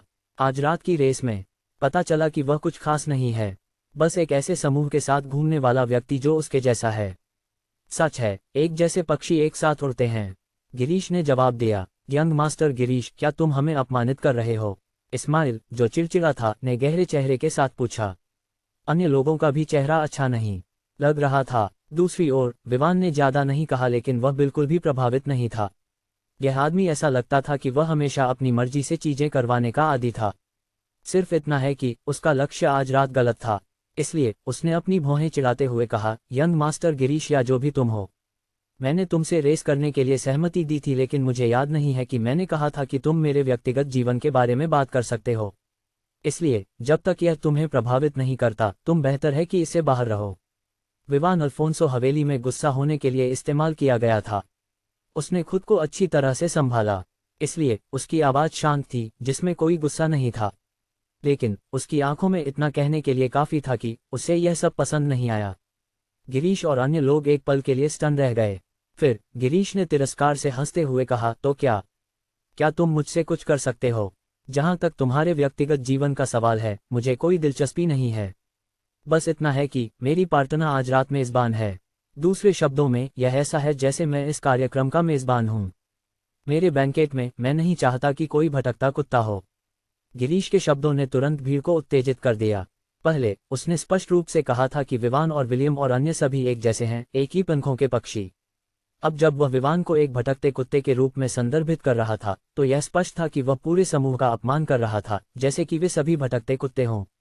एंडरसन और अन्य सोमेश्वर सिटी के प्रतिष्ठित बड़े 5 परिवारों से थे। जब वे मजाक कर रहे होते थे, तो आमतौर पर उन्हें अपने साथियों का सम्मान मिलता था। यहाँ तक कि शंभू, जो चटर्जी परिवार से था, जो तिवाल परिवार से कहीं बड़ा था, कभी भी उन्हें गिरीश की तरह नहीं ट्रीट करता था। जहां तक उसके शब्दों का सवाल था कि उसकी आज रात की साथी मेजबान थी, समूह ने उसे अनदेखा कर दिया जब उसने कहा कि विवान एक भटकता कुत्ता है। हालांकि विवान की सहनशीलता बहुत अधिक थी, लेकिन वह हमेशा सहन करने की एक सीमा होती है। यहाँ तक कि रॉय परिवार में उसके आधे भाई बहन अपनी सीमाओं को जानते थे। नए विवान के चरित्र को वे अच्छी तरह से जानते थे, क्योंकि वह अपने बचपन से रॉय परिवार में था। वह उनमें सबसे छोटा था और नतीजतन उन्होंने उसे बड़े होते देखा था। इसलिए हालांकि वे उसके खिलाफ थे, उन्होंने कभी भी ऐसा कुछ नहीं किया जिससे विवान खुलकर गुस्सा हो जाए। वे आमतौर पर यह सब गुप्त रूप से करते थे और फिर विवान का अनुमान लगाने का इंतजार करते थे कि इसके पीछे कौन था। अंत में, जब तक विवान के पास यह साबित करने के लिए कोई सबूत नहीं था कि वे अपराधी थे, वह उन्हें नाम नहीं दे सकता था। लेकिन अब कोई था जिसने उसके चेहरे पर सीधे कहा कि वह एक भटकता कुत्ता है, और इससे वह गुस्से में आ गया। वह मजाक सहन कर सकता था, लेकिन सीधे अपमान को सहन नहीं कर सकता था। उसके चारों ओर का तापमान तेजी से गिर गया। जो लोग उसके आसपास थे, वे विवान के मूड को ठीक से नहीं समझ पाने के कारण कांपने लगे। यहाँ तक कि गिरीश को भी उस समय ठंड का एहसास हुआ जब उसने देखा कि विवान का मूड ठीक नहीं है। उसे नहीं पता था कि वह विवान के गुस्से भरे चेहरे से क्यों डर रहा है, लेकिन यह एक ऐसा डर था जो उसने बिना किसी कारण के अनुभव किया। ब्लू सिटी के एक युवा मास्टर के रूप में उसने स्पष्ट रूप से कई गुस्से भरे चेहरों को देखा था, लेकिन इस बार यह पहली बार था जब उसने एक बिना भाव के चेहरे को देखा, लेकिन ठंडी आंखें। जब उसने अपने आप को संभाला, तो वह अभी बोलने ही वाला था कि भीड़ में हलचल मच गई। समूह के सभी लोग तुरंत मंच की ओर मुड़ गए। एमसी पहले से ही वहां था, क्योंकि उसने जो 5 मिनट का समय दिया था, उसमें केवल कुछ सेकंड बचे थे। अब आज के बैंकेट की मेजबान श्रीमती दामिनी का स्वागत करें। जैसे ही ये शब्द एमसी के मुंह से निकले, मंच के पीछे का दरवाजा खुला और एक बहुत ही परिचित महिला, जो विवान के लिए जानी पहचानी थी, मंच पर आई। विवान को अभी भी इस महिला की याद थी, क्योंकि वह उन 2 बार वहां थी जब उसने उस महिला को देखा था, जिसके बारे में उसे लगता था कि उनके बीच कुछ संबंध या भाग्य है। वह हमेशा उसके साथ होती थी, आज के दिन को छोड़कर जब उसने उसे दरवाजे के पास अकेले देखा। जहां तक उनके बीच के रिश्ते का सवाल था, विवान अब इसके बारे में निश्चित नहीं था। पहले उसने उस लड़की को मैडम कहा था, लेकिन अब वह उसकी उपस्थिति में एक कार्यक्रम की मेजबान थी। विवान इसे बिल्कुल भी नहीं समझ पा रहा था। हन्फ, वे किसे धोखा देने की सोच रहे हैं। वह मेजबान नहीं है, कृपया मेजबान की सहायक को समायोजित करें। इस समय गिरीश की चिड़चिड़ी आवाज सुनाई दी। उसके शब्द सुनकर विवान पहले से ही अनुमान लगा सकता था कि मेजबान कौन थी। यह उसे ही होना था। दामिनी के उस लड़की के प्रति व्यवहार से विवान बता सकता था कि वह एक निम्न स्थिति में थी, और वह स्पष्ट रूप से कार्यक्रम की मेजबान नहीं थी। जब उसने उसे देखा, विवान ने देखा कि दामिनी काफी खूबसूरत थी। रेटिंग में वह 90 रेटेड खूबसूरती हो सकती थी, लेकिन यह स्पष्ट रूप से वह अतिशयोक्ति नहीं थी जो एंडरसन ने पहले उल्लेख की थी। जैसे ही विवान ने उसके प्रश्नात्मक नज़र को महसूस किया, एंडरसन ने बस अपने कंधे उचका दिए। उसने पहले उस महिला को नहीं देखा था, तो वह कैसे जान सकता था कि कौन कौन है। इसी समय विवान ने देखा कि उपस्थित बड़े लोगों के बीच कुछ था। उनके चेहरे पर शिकन थी। यह स्पष्ट था कि वे इसकी उम्मीद नहीं कर रहे थे। यह विवान को तुरंत बता रहा था कि मेजबान बदल गई थी और वह नहीं आने वाली थी। लेकिन किसी कारण से विवान का दिल कस गया और गुस्सा उसके अंदर भर गया जब उसने गिरीश के शब्दों के बारे में सोचा कि उसकी साथी मेजबान थी। अगर दामिनी सहायक थी तो इसका मतलब था कि वह लड़की जिसे विवान ने 3 बार देखा था वही थी जिसके बारे में गिरीश बात कर रहा था। दामिनी के शब्दों ने तुरंत विवान को इस क्षण में अपने गुस्से को नियंत्रित करने पर मजबूर कर दिया। आप सभी का आज के बैंकेट में आने के लिए धन्यवाद। मैं जानती हूं कि आप में से अधिकांश जानते हैं कि मैं इस कार्यक्रम की मेजबान नहीं हूं बल्कि एक स्टैंड इन हूं। युवा मिस का एक आपातकाल था और वह पहले डांस के लिए यहां आएगी तो आप उसे देख सकेंगे। जैसे ही दामिनी ने पहले डांस के शब्द कहे, भीड़ में हलचल मच गई। वे यह जानने के लिए उत्सुक थे कि इस बार उसका साथी कौन होगा। गिरीश पहले से ही खुश था जब उसने सुना कि युवा मिस पहले डांस के लिए आने वाली है। पहले उसने अपने संपर्कों का उपयोग करके उससे मिलने की कोशिश की थी। जब उसने सुना कि वह इस दिन एक बैंकेट आयोजित करने जा रही है तो उसने पहले डांस के लिए अनुरोध किया था। अंत में उसने उसे सकारात्मक उत्तर नहीं दिया। उसने स्पष्ट रूप से अनुरोध को अस्वीकार कर दिया था। यहाँ तक कि जब वह उसके साथ डांस करने की बात कर रहा था वह सब बकवास थी। वह विवान को दबाने के लिए इसका उपयोग करना चाहता था।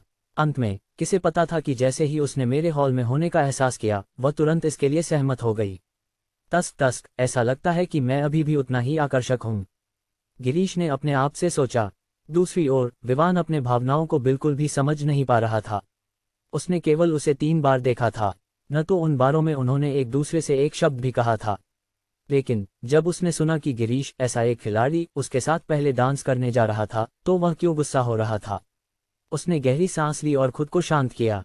उसे डर था कि वह गिरीश को मार डालेगा। आखिरकार इस आदमी ने पहले ही उसे गुस्सा दिलाया था और अब वह उन कारणों के लिए गुस्सा हो रहा था जिन्हें वह नहीं जानता था। लेकिन यह एक ऐसा संसार था जहां कानून का राज था।